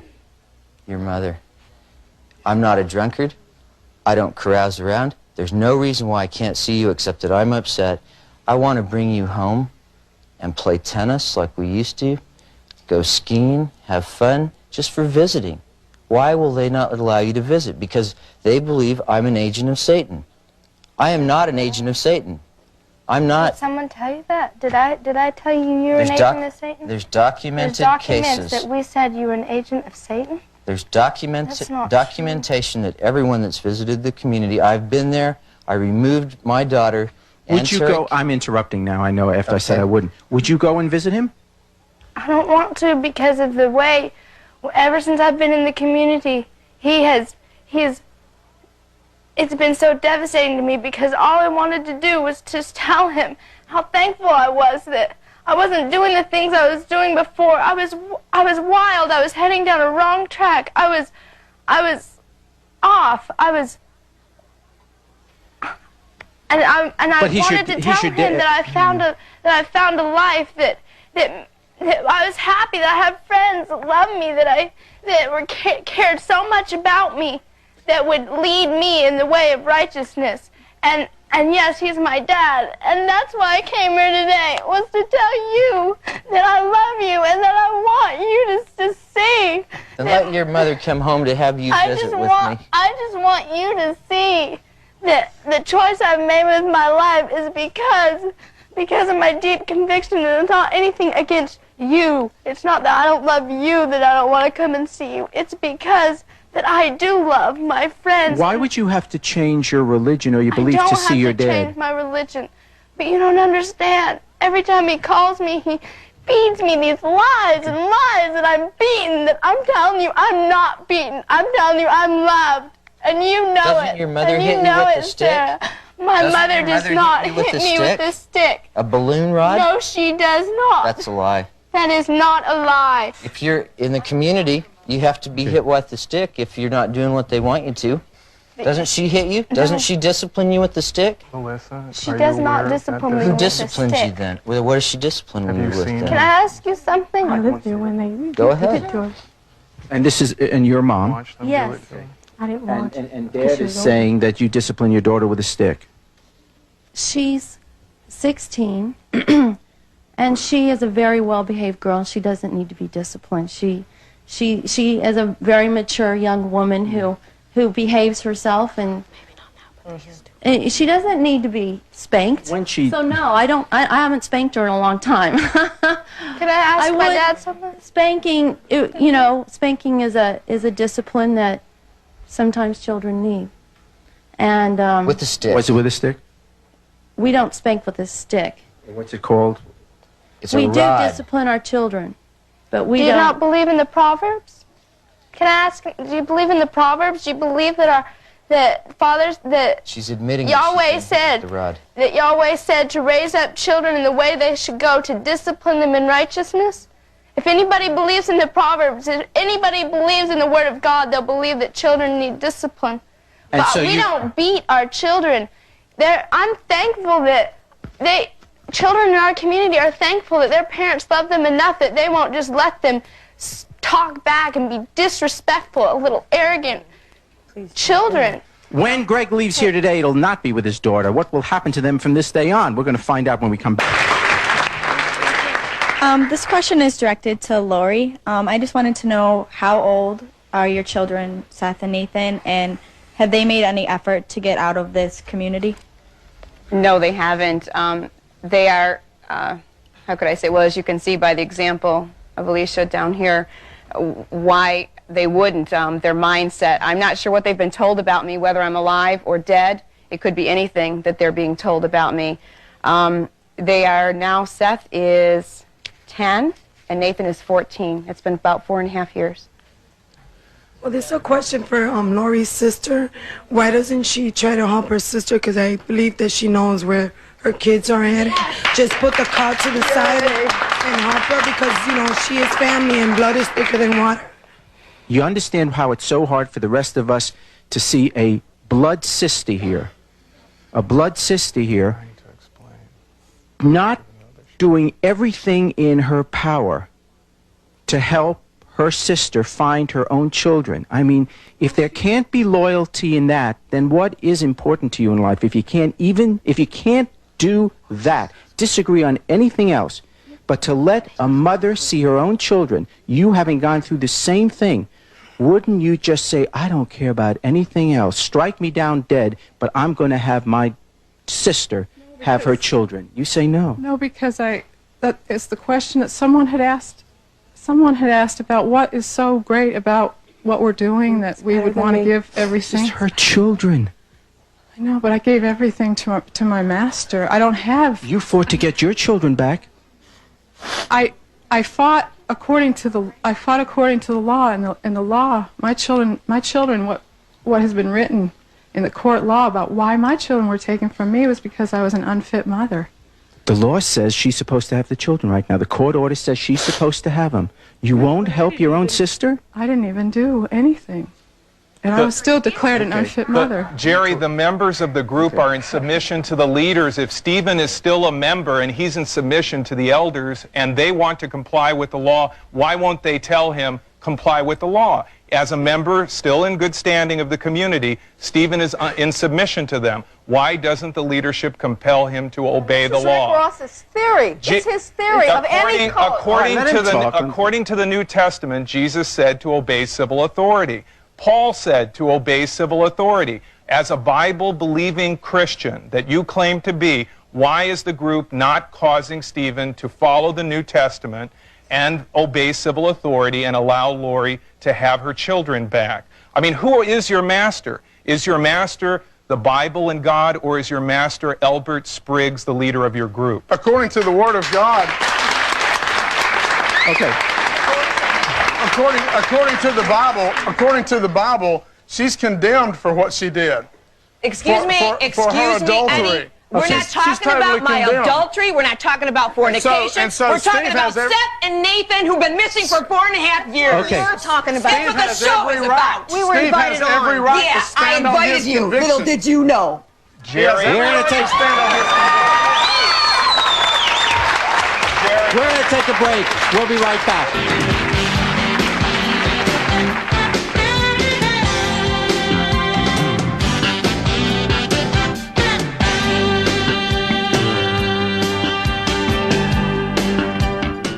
Monday, This mother is fighting to keep her daughter alive. She's 21, weighs less than 70 pounds, and is on the verge of death. Anorexics who are dying to be thin. Monday on Springer.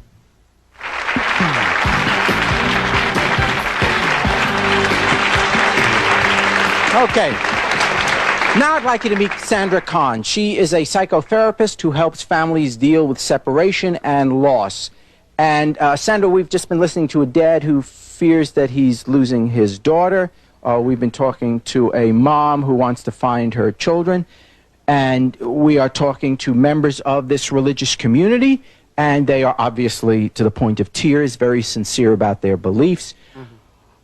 Where's resolution here? You know, on the one hand, we say, believe what you will in our country. And on the other hand, we say, you know, you can believe what you want, but you can't mess with the kids. You know, that's abuse. How do you deal with it? Well, when we talk about resolution in this situation, when we're dealing with groups, whatever the group may be, that in fact has a sense of power in terms of the way parents have power. You see, our parents, when we're growing up, Jerry, they have the power over us to define the truth. If our parents tell us there's a tooth fairy, I mean, we believe there's a tooth fairy. That's right. And when we talk about people who join a group and in essence give up their worldly goods, give up their selves to the group becomes a parent, a big parent. And they listen to the parent and they believe the parent. Now, that's an individual's choice to do that. As adults, we can make that kind of choice. I think the real issue here involves the children and involves the pain of the parents being deprived of their children. Jerry, in my 19 years of doing therapy, I have seen a lot of pathology and problems come through my door. And I can tell you this, the one problem that there is not a resolution for is the loss of a child. It is the most painful issue a person deals with in life. Losing your child through death, through abduction. It's not natural. It's natural that we lose in the course of life. We lose our parents first, but we don't lose our children first. So we're dealing with the most painful issue parents can deal with. You need a mic. You need a mic. You need a mic. Who are you to decide whether this woman can see her children or not? You all know, I can look at every one of your faces. I can see it in your eyes. I can see it in your eyes that you know where them little boys are. And nobody is saying a word. Talk about conspiracy. You are the biggest conspirators I've ever seen.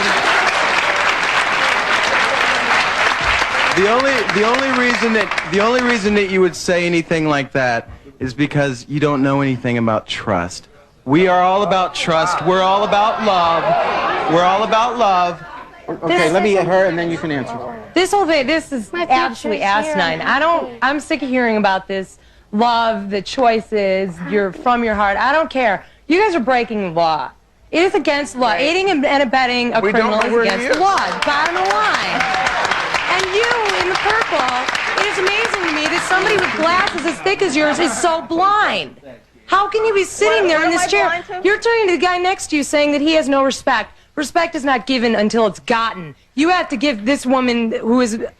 Her kids are gone. You know where they are. I don't know where they are. I mean, you don't know where her kids are. I can't take this any longer. Let's let them prove it on national TV that they will comply with the law.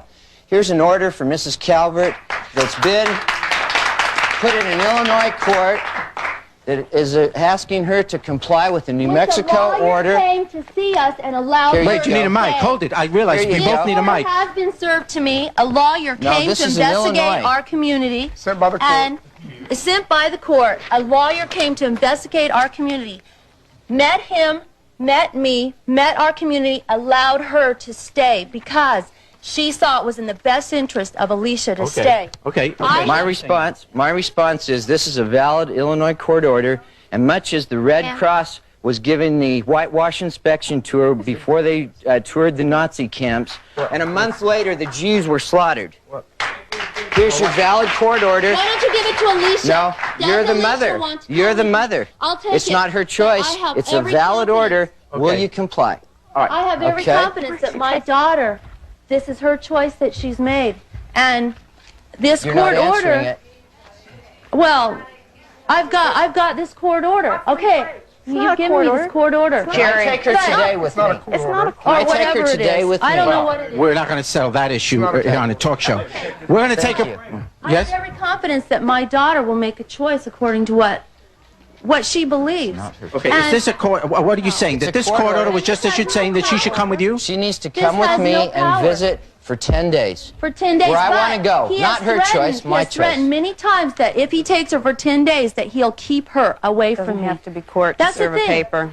The reason why she Serve a doesn't want to paper go with anywhere. him I want is to take her away because from you. the reason why she doesn't want to go with him is because he threatens over the phone that when he does take her, that he won't let her come back. Okay, you're saying you're going to take her for 10 days now and then you bring her back? I'll comply with it. With the judge's order, ask for 10 days visitation with me, and then to New Mexico for psychological evaluation. Okay, He brought everything we're out going in to take a court break. of, We'll be back in a everything. moment. Stay with us.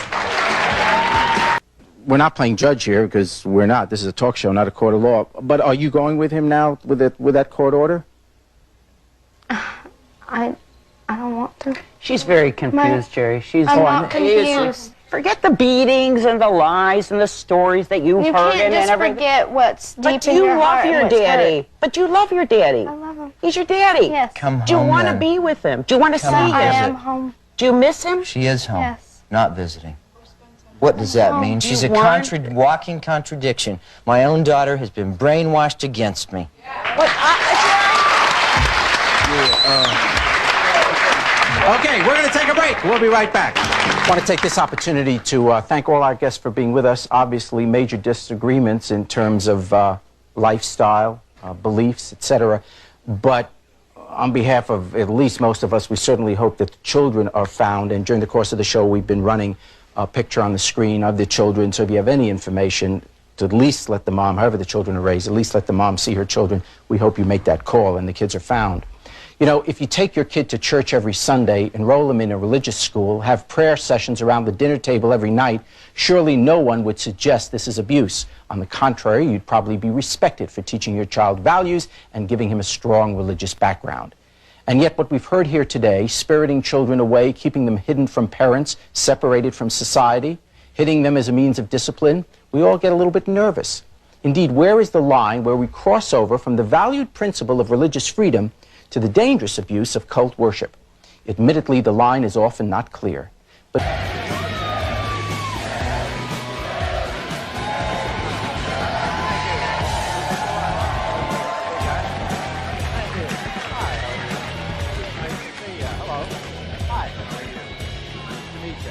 Hey, welcome to the show. My guests today say their sex secrets are a thing of the past and they're here to confess the truth and fight for their lovers. My first guest says she has no shame in stealing her friend's man. Please welcome Mabel to the show.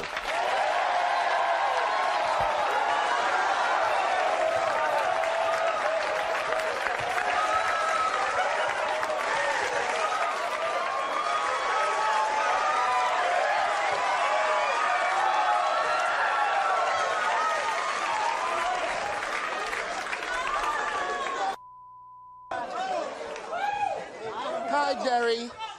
Hey, Mabel, how you doing? I'm good. How are you? Let me go out on a limb here. You're a guy. Yes, I am. Yes.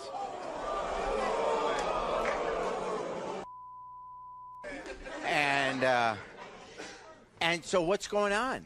Jerry, I'm here. Like I said, I'm a transsexual. Yes. My girlfriend, Cookie, I've been sleeping with her husband for the past year. And I'm here to let her know that he's coming home with me tonight. I brought her all the way to Chicago to let that bitch know he's coming home with me tonight.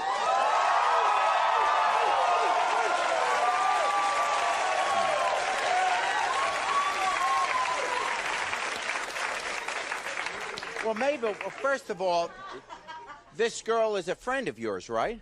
Jerry, it's not about the friendship. It's about me and her so-called man being in love. And he's coming home with me. When did he start sleeping with you? About a year ago. Okay, now how long has he been going with his girlfriend?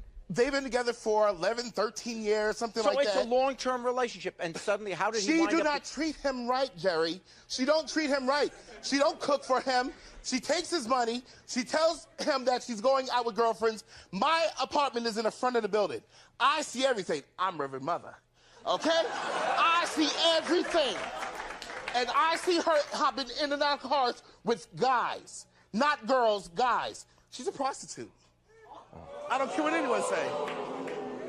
This is turning into the perfect show. Okay, so you really love this guy? I love him with all my heart, Jerry. I love him. He's so sweet. He's so understanding. Are you the first guy he's ever been with? Yes, I am. So yes, I turned him out. Who wouldn't want me? Look at me. Every man in this audience. Every man in this audience want me. You want me. Come on. You know you want it. You want it. I'll take your man. I'll take your man. I'll take your man. Come on. Come on. I'll take your man. You know you want me, baby. You know you want me.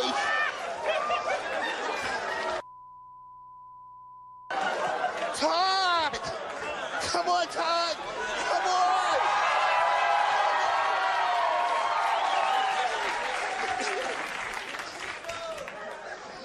All right.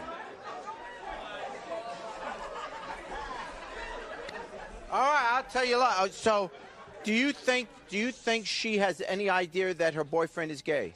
None. No. Well, she's been watching backstage, so I suspect she does now. Here's Cookie. You think I don't know my man? Let me tell you something. I got 100% real man. Real man. What makes you think he wants that over Look this? at you. Look at you. Look at me. Look Do I at look me. bad? Do I look bad? Do I look bad?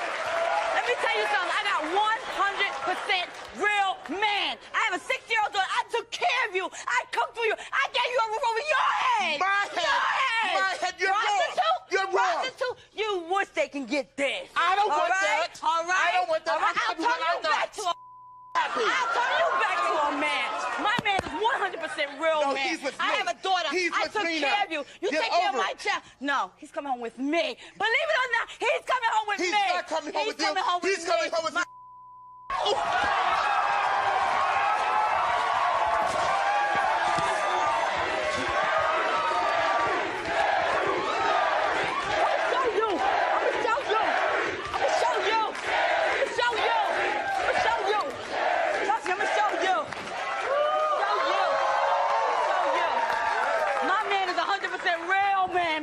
Okay, how about a nice hand for Jimmy for blocking the field goal? All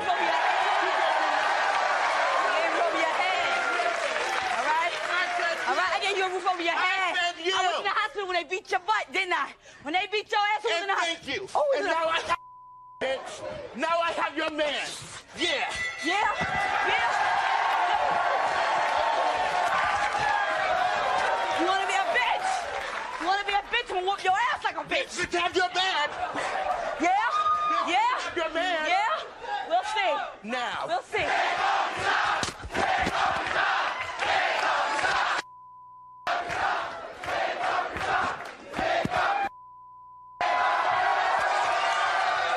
We'll meet him when we come back. Took care of you.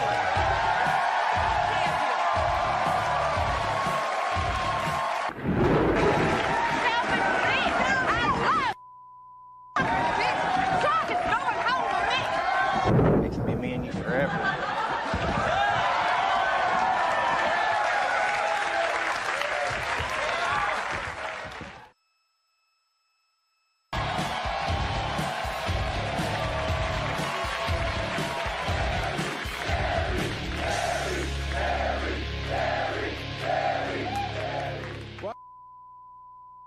Abel, who is a transsexual, comes on the show to tell his friend Cookie, they've been friends for many years.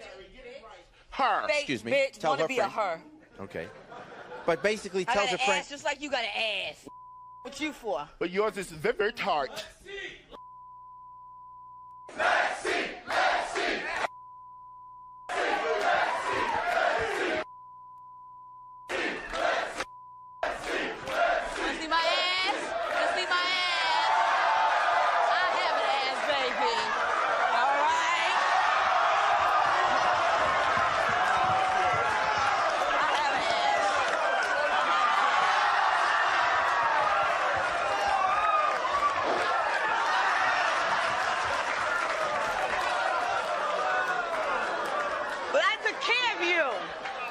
Cookie, You're supposed to be please. my friend. You didn't I took take care of me. you. I don't give a damn about that. Hell, It's not about my us man being is friends. real. I got a It's not 6-year-old about us being daughter from friends. him. It's about Okay, your dumb ass I want you to for have to me. do with you. Someone that can help him succeed in life. Ain't nothing. I take care of him just like I do you. How the hell do you That's take right. care I of work me? to support you and him. How do you support me? You don't think you can look like that? Support yourself. Well, let's meet the guy. Here's Good night, Libby. sweetie.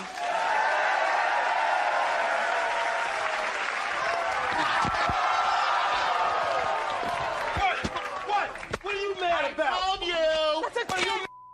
I took care of you. I told you plenty of times. I took care of you. What do you I took mean? care of you. Wait a minute. Wait a Touch minute. him? Touch him if you want. Oh! Touch him if you want. Wait a minute. Wait a minute. I told you. Okay, like Nancy. Come on. What about those nights? I said it. I told you with the hip hop and all that. taking I like care of slow music. I work 2 jobs. I go out my way for you. Now you What do. about our You didn't do daughter? it before. What about our daughter? And you gonna tell your daughter you gay? Yeah, You gonna tell your daughter you gay? No, Huh? you can do that. Huh? for me. No. You can do You be the it. man. You be the You man. you're not You be the there. man. You I be be the man. going out. You be the I be man. at home cooking. Right. Where are you? How you gonna take that over this? Look at it. Something must be Look wrong at with that. me. Well, I'm gonna tell you. It So was you my rather be with fantasy. her? You rather be with her, him, her, whatever? So cute. You rather be with that?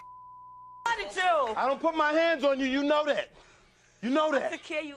11 You years. took care of me. 11 years, baby. I You work. got a 6-year-old daughter, baby. And all you do is 11 take years, his money. you I love my you wanna daughter. embarrass me like I love my 11 daughter. Years? 11 you was my friend. 11 years. 11 years. Unconditional. Well, the truth is, Jerry, I am tired of being around with Mabel, and I do love my wife. You're tired of Mabel? Yes. What? Yes, I'm here to really to no, tell you you. didn't. No, you didn't. No, you didn't. No, you didn't. What? I'm not with you no more. Touch him. Touch him. I don't want to be around you. Ooh, sorry. No. Touch him. Sorry. Touch him. Touch him. Touch him. I dare you to touch him. That's my man. 100% man. That's right. That's mine. Ooh, just wait Always till we gonna get be back. mine. Wait until we get There's back. no getting Always back. gonna be mine. Baby. Both of y'all. Always gonna be mine. Both of y'all. I'm We don't want sorry. you. You ain't nothing but all you do is use people. Use people. Cookie, come with me to the hospital. They beat my ass again, Cookie. That's all you used to use. Cookie, lend me money. Cookie, I need this, I need that. I made a And mistake. Cookie was there for you. Talk to him. Okay, go ahead. What do you want Made to a say to her? mistake. I'm here to tell you that I don't want our time to have been wasted. So I brought this little token to give timepiece, the show. Y'all can say boo if y'all want to. I put the time in with this lady and my daughter. Yeah. This is my time to show you that our time will always be expensively spent together. No more games and Right. no more tricks. Y'all Right. can say what y'all want to say. Right. Think what y'all want to think. No more Mabel time? Forget the show. Forget even Jerry's here. Yeah. Okay, you gonna It's put this on about my me arm? and you, yes. It's about me and who? Me and you, dear. Me and you? Yes. Let me show you what I think about us. About me and you. Me and you, and you a f***. No. Good for you. No. You got one time. You know I love you. No. You gotta listen to No. me sometimes. No. What No. about listening to me Listening's some- over. You done screwed my heart. No. You're not gonna I go go home with me. backwards Honey, for he screwed nobody. me. You're not gonna go I home go with me. backwards for nobody. I'll be back.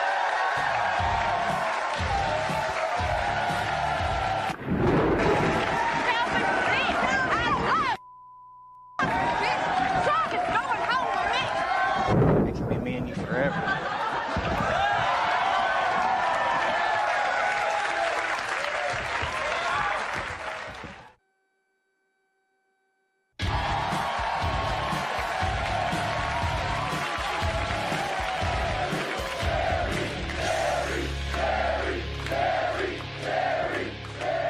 Thank you. Welcome back. My guests today say they're bitter about being betrayed. Please meet Shay. She says she's fired up and ready to face off with her man-stealing friend.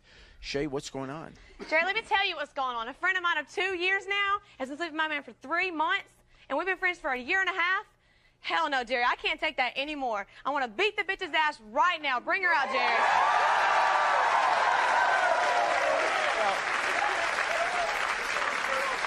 How long you been going with your boyfriend? For a year and a half. For a year and a half you've been going with him, and this is your friend for quite some time is now 2 years. sleeping with him? I knew her before I even knew him. She knew exactly what was going on between us two. Everything. She knows I love him. You know, I do so much for both of them. How did you find out that she was sleeping with him? Well, Sean came and told me, and at first, you know, I was like, whatever. I didn't believe him, and then he came and told me again. And so I went to her. I confronted her. Do you think she would learn? Do you think, okay. Yeah. You think the girl would learn? Do you think they're still sleeping together, or this was just a one-time She better thing? hope not. Yeah, okay. Well, I'll let you talk to her. Here she is, Jeannie.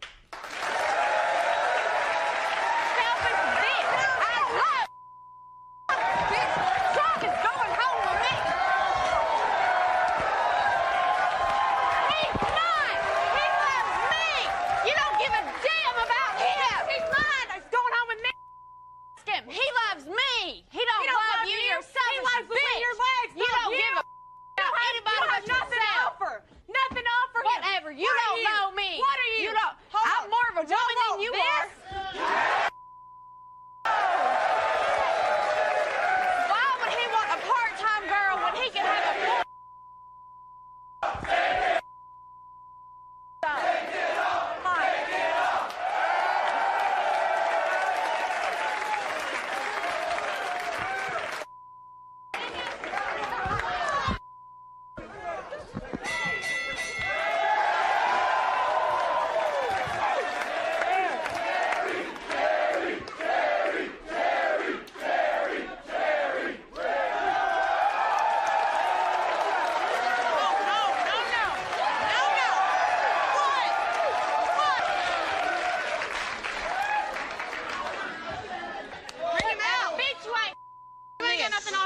Whatever. If you can Well, keep let's your man meet at Sean, home, huh? Here's Sean.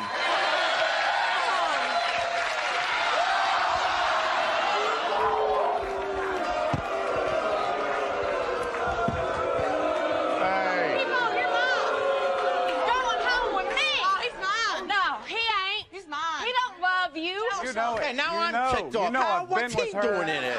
You know you're on the side.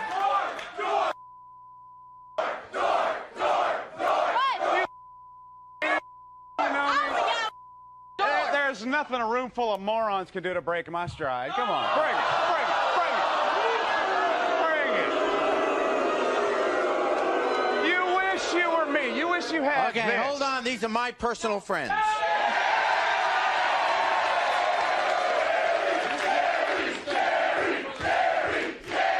Jerry. So what's going on? You're fighting over him. Yeah. How long? I've given a lot for him. You've I've given- done a lot for him. Yeah. You know, I work all the time. Financially, I'm there's managing more the to love than financial stability. I'm there for him emotionally and physically. You ain't. When Shut up. she's not, all Shut she up. worries about is Shut working. up. That's it. He needs more than that. He needs more than this. Yeah, Please. apparently, or he wouldn't be coming to my house. Please.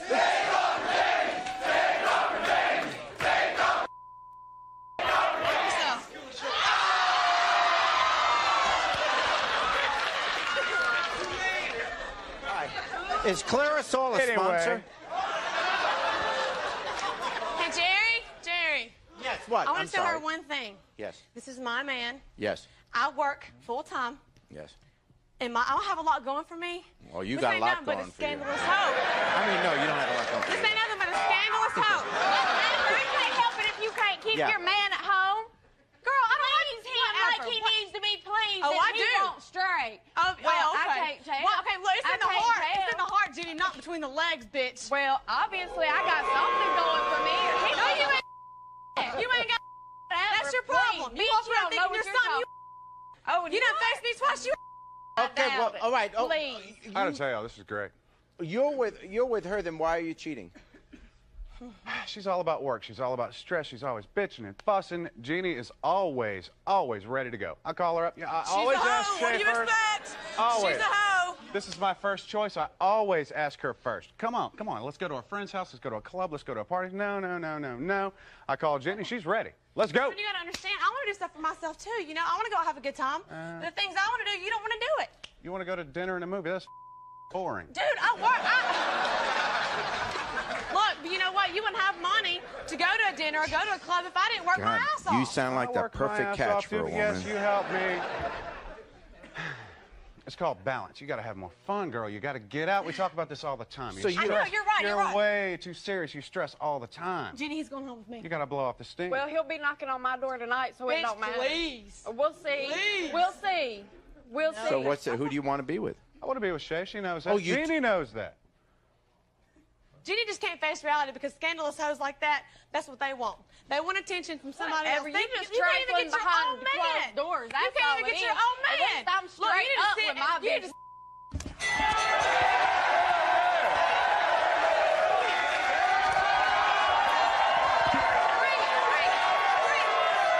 We'll be back.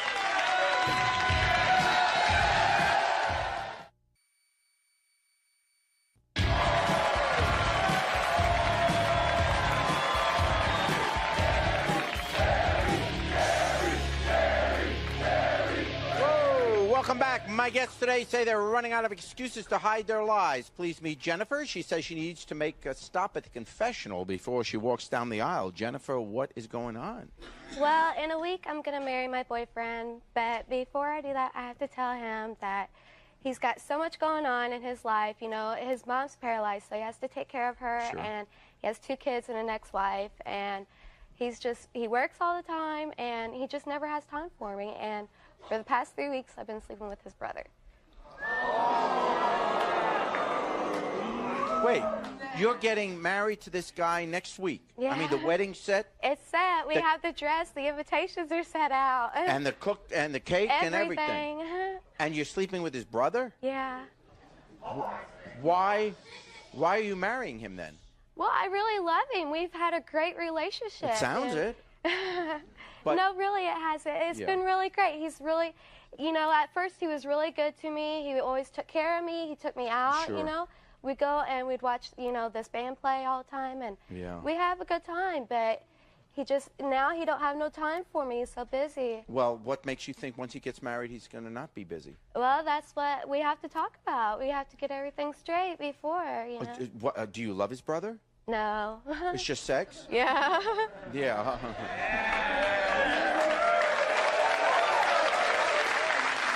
Yeah. Oh. You were thinking of taking the brother along on the honeymoon? Well, Well, So me and Jeremy used to see each other before. Jeremy being the brother. Yeah, Yeah. whenever we was in high school. Do you think he has and any idea that you're sleeping with his brother? Probably not. He's never home. Are you so worried that he's going to be so upset he's going to say the wedding's off? He might. Do you think? Can you get your money back on the cake? Here's Phil.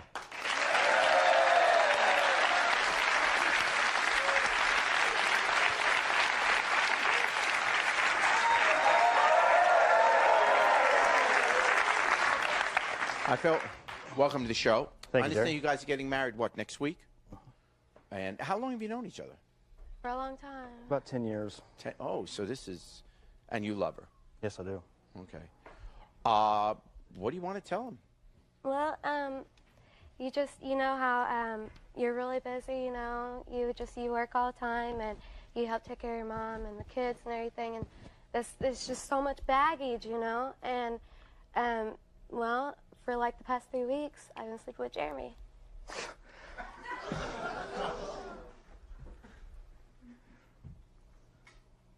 You dragged me to Chicago on my birthday I'm sorry. to tell I me really am. I love that you you've with been all sleeping my with heart, my and brother. I would do anything to change what's happened, but I can't.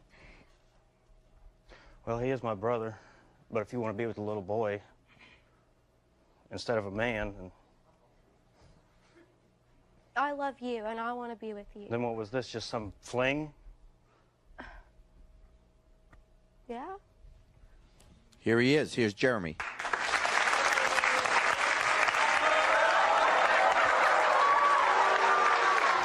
Love this girl. Why would you do this to your brother? I love this girl. I mean, I was with her first long ago. I never stopped loving her. I'm crazy about her. She's marrying your brother. I don't care about You're that. the best man, right? Yeah.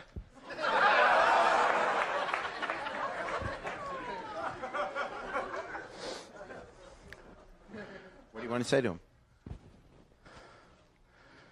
I've done everything for you. Everything. It's not about that. I You've don't care always that you're looked up to me, and I've taken care of you. I knew you guys was together a long time ago, but it's done and over Well, maybe with. if you was home every once in a while, then you'd realize that something was going on.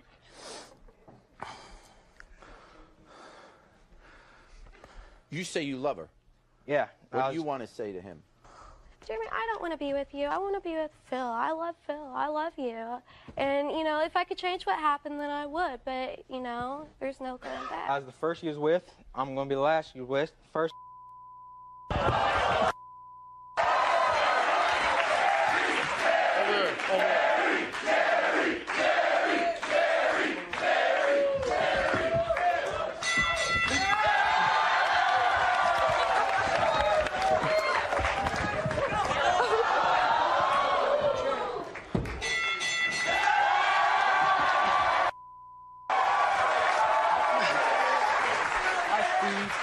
Don't pick up no more chairs.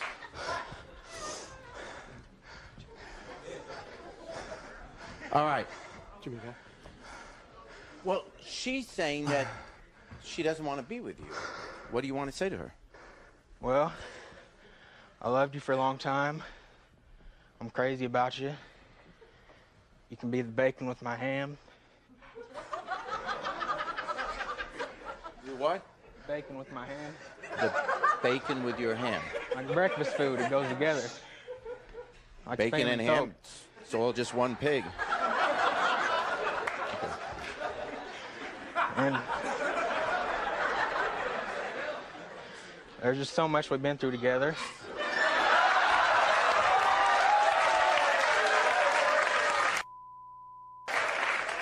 I don't care that he's my brother. I want to be with you for the rest of my life. You know, it can be me and you forever.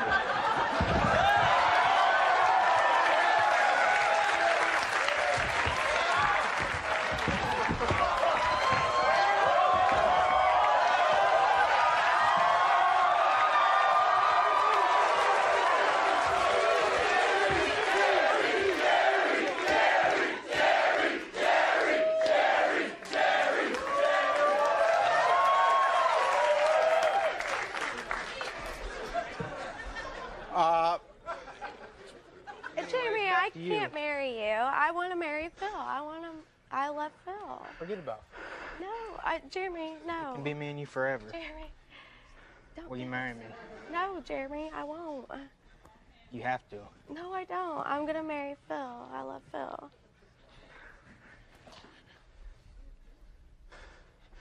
You know you got an ass whipping coming over this, don't you? Bring it on. What do you want to say now?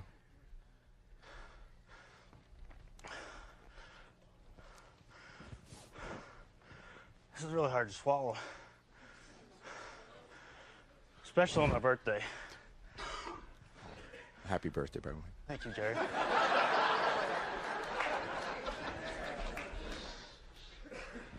The cake. But I still love you.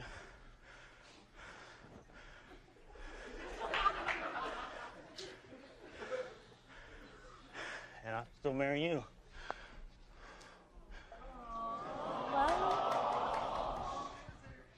Is this out of your system? Yes? It damn well better be. There won't be another time. Will you marry me? Yes. Be right back.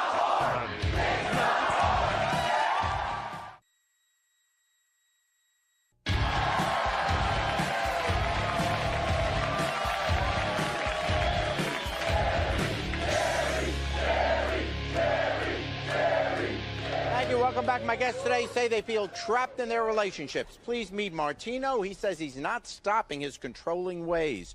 Martino, what's going on? Jerry, for the past year now, I've been pimping out my girlfriend.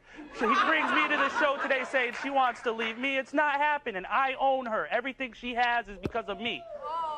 Well, first of all, if she's your girlfriend, I assume you love her, care for her, then why are you pimping her out? Jerry, it's not about the love. It's about the money. Well, So you say you own her? I own her. She's my property. Whatever she does is Oh. because I tell her what to do. You registered her with the state as your... Hey, if I can collect taxes off of her, why not?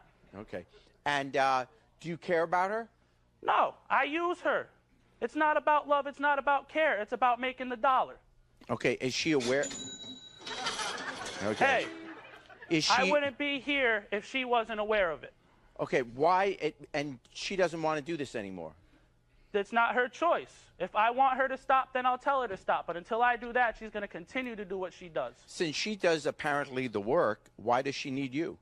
Because she wouldn't have money. She wouldn't have the jobs if it wasn't They're not for paying me. you, they're paying her, right? Hey, what can I say? I make the money. I give her what she wants. I give her what she needs. What do you do? What do? I pick her clients. I find That must be places for her to difficult. go. Yeah. So you say which street corner she stands on? Hey, she doesn't have to stand on a street corner. I get phone calls. My phone's ringing off the hook because people want her. Oh, boy. You take collect calls? Oh, okay. All right, here is I'm your not girl. cheap. Here is your girlfriend, Casey. Casey.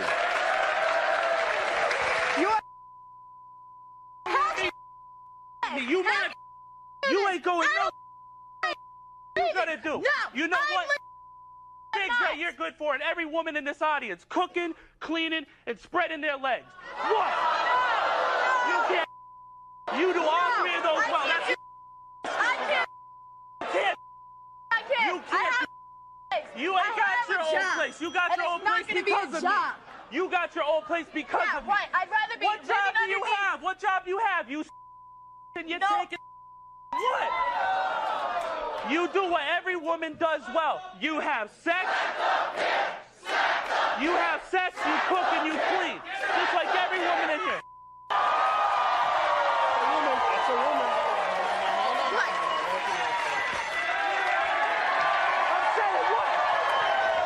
I'm saying what? She gonna be my hoe. She gonna be my hoe. You can be my hoe. You can be hoe. Hey, like somebody else. That's all good. You know what? I get more today than you get in a life. I get today than you get in a lifetime. Why don't you Look at your girl. Look at your girl. I'm from Chicago. Look at your I'll girl. ride with your fat ass. Look at your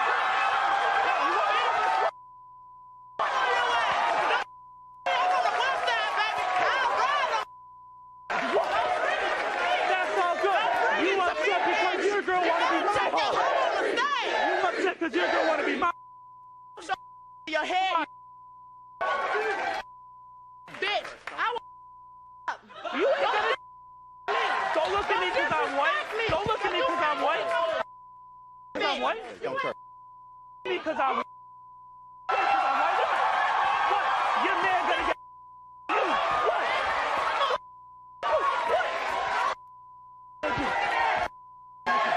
Your man ain't gonna Your man Your man's a bitch. Your man's a bitch. You bitch. You better call your hoe off. You better call your hoe off. What you gonna do? You ain't gonna do nothing. You just gonna stand there and look. the wrong bitch today. That's right. Your girl's my hoe. I'm about to make you my hoe too. What? Hey, excuse me, sit down, sweetheart. All I want to know, since jumping all around, can you borrow your man the bra? I'm saying you got the. It won't fit. It won't fit.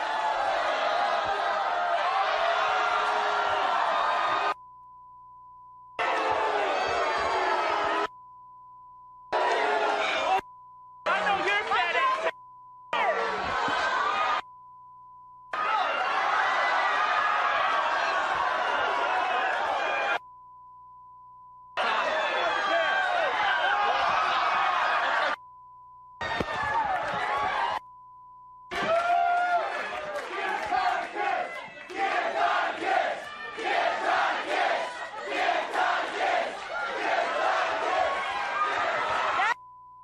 We'll be back.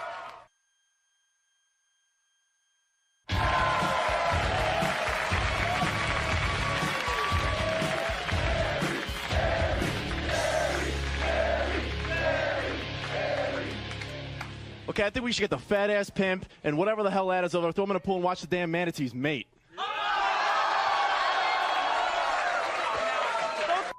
That's why you in the audience. That's why you in the audience.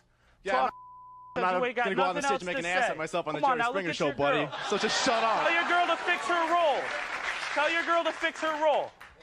Now, Jerry, my comment is, can we get a match between Amazon over here and Fat Bastard?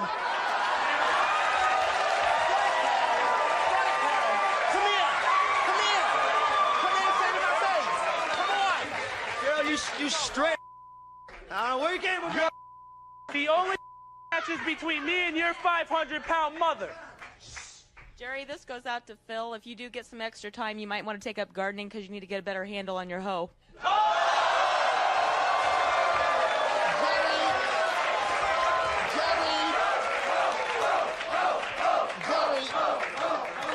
Gary, since I've came out on this stage... Since you've come out on the stage. I've noticed someone has been watching me like crazy. And I would like to bring him up on the stage. Can I do that? Sure.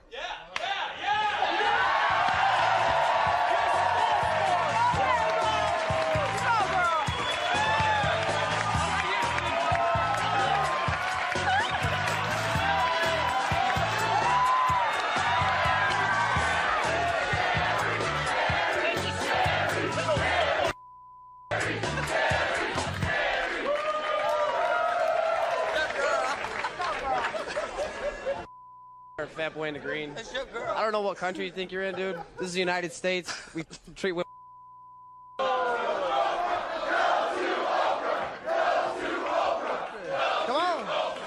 on, now what you gonna do? You skinny as a pencil. I'll break you. I got a question for the big old sweet thing over there. Guy, girl, whatever. Where did you learn your moves? From your...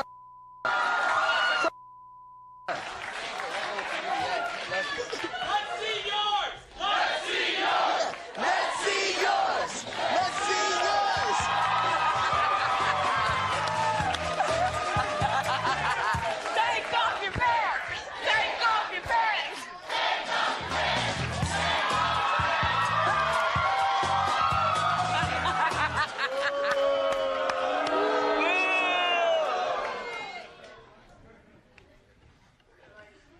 This comment is for Big Bertha. The only thing you need to be taking home is a box of detergent or wash that nasty ass shirt you got on.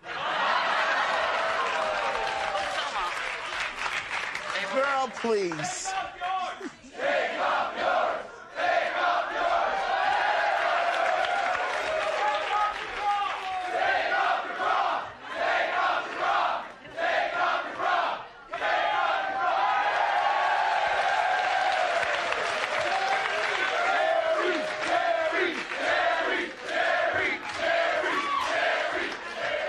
Hey, Jerry, since the bald guy doesn't want the fat man up here, won't the pimp go and suck on his...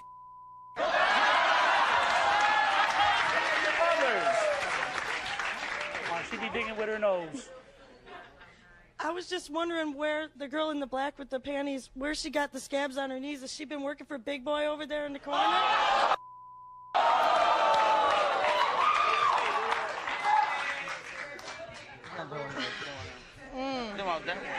Yeah, this is for Jenny and the cool Blind. with you, Are there woman. shortage of men? Y'all fighting over this?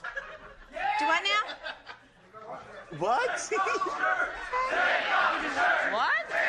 You know what, me?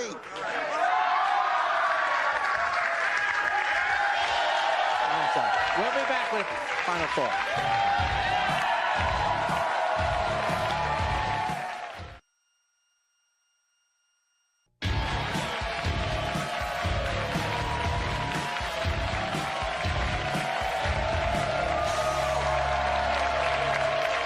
Thank you. Let me take this opportunity to thank you all for being on the show, and good luck in the decisions that you make regarding your relationships. You know, an affair doesn't have to mean the end of a marriage or significant relationship any more than you can say if there's been no affair, you've had a good relationship. Indeed, a relationship is over only when one or both of the parties is no longer committed in heart and mind. Honesty is the key ingredient here, honesty with your partner, but also honesty with yourself. No excuses, no what will other people think, no what should I do to look good, but rather what do I truly feel? Is a relationship over? If neither of you want it to be, it isn't. It takes two to get together. It takes the same two to stay together. You have to want it. Till next time, take care of yourself and each other. So, Mabel, you like bald guys, huh? Yeah. Yeah, you like the bald look, huh? Yeah, I like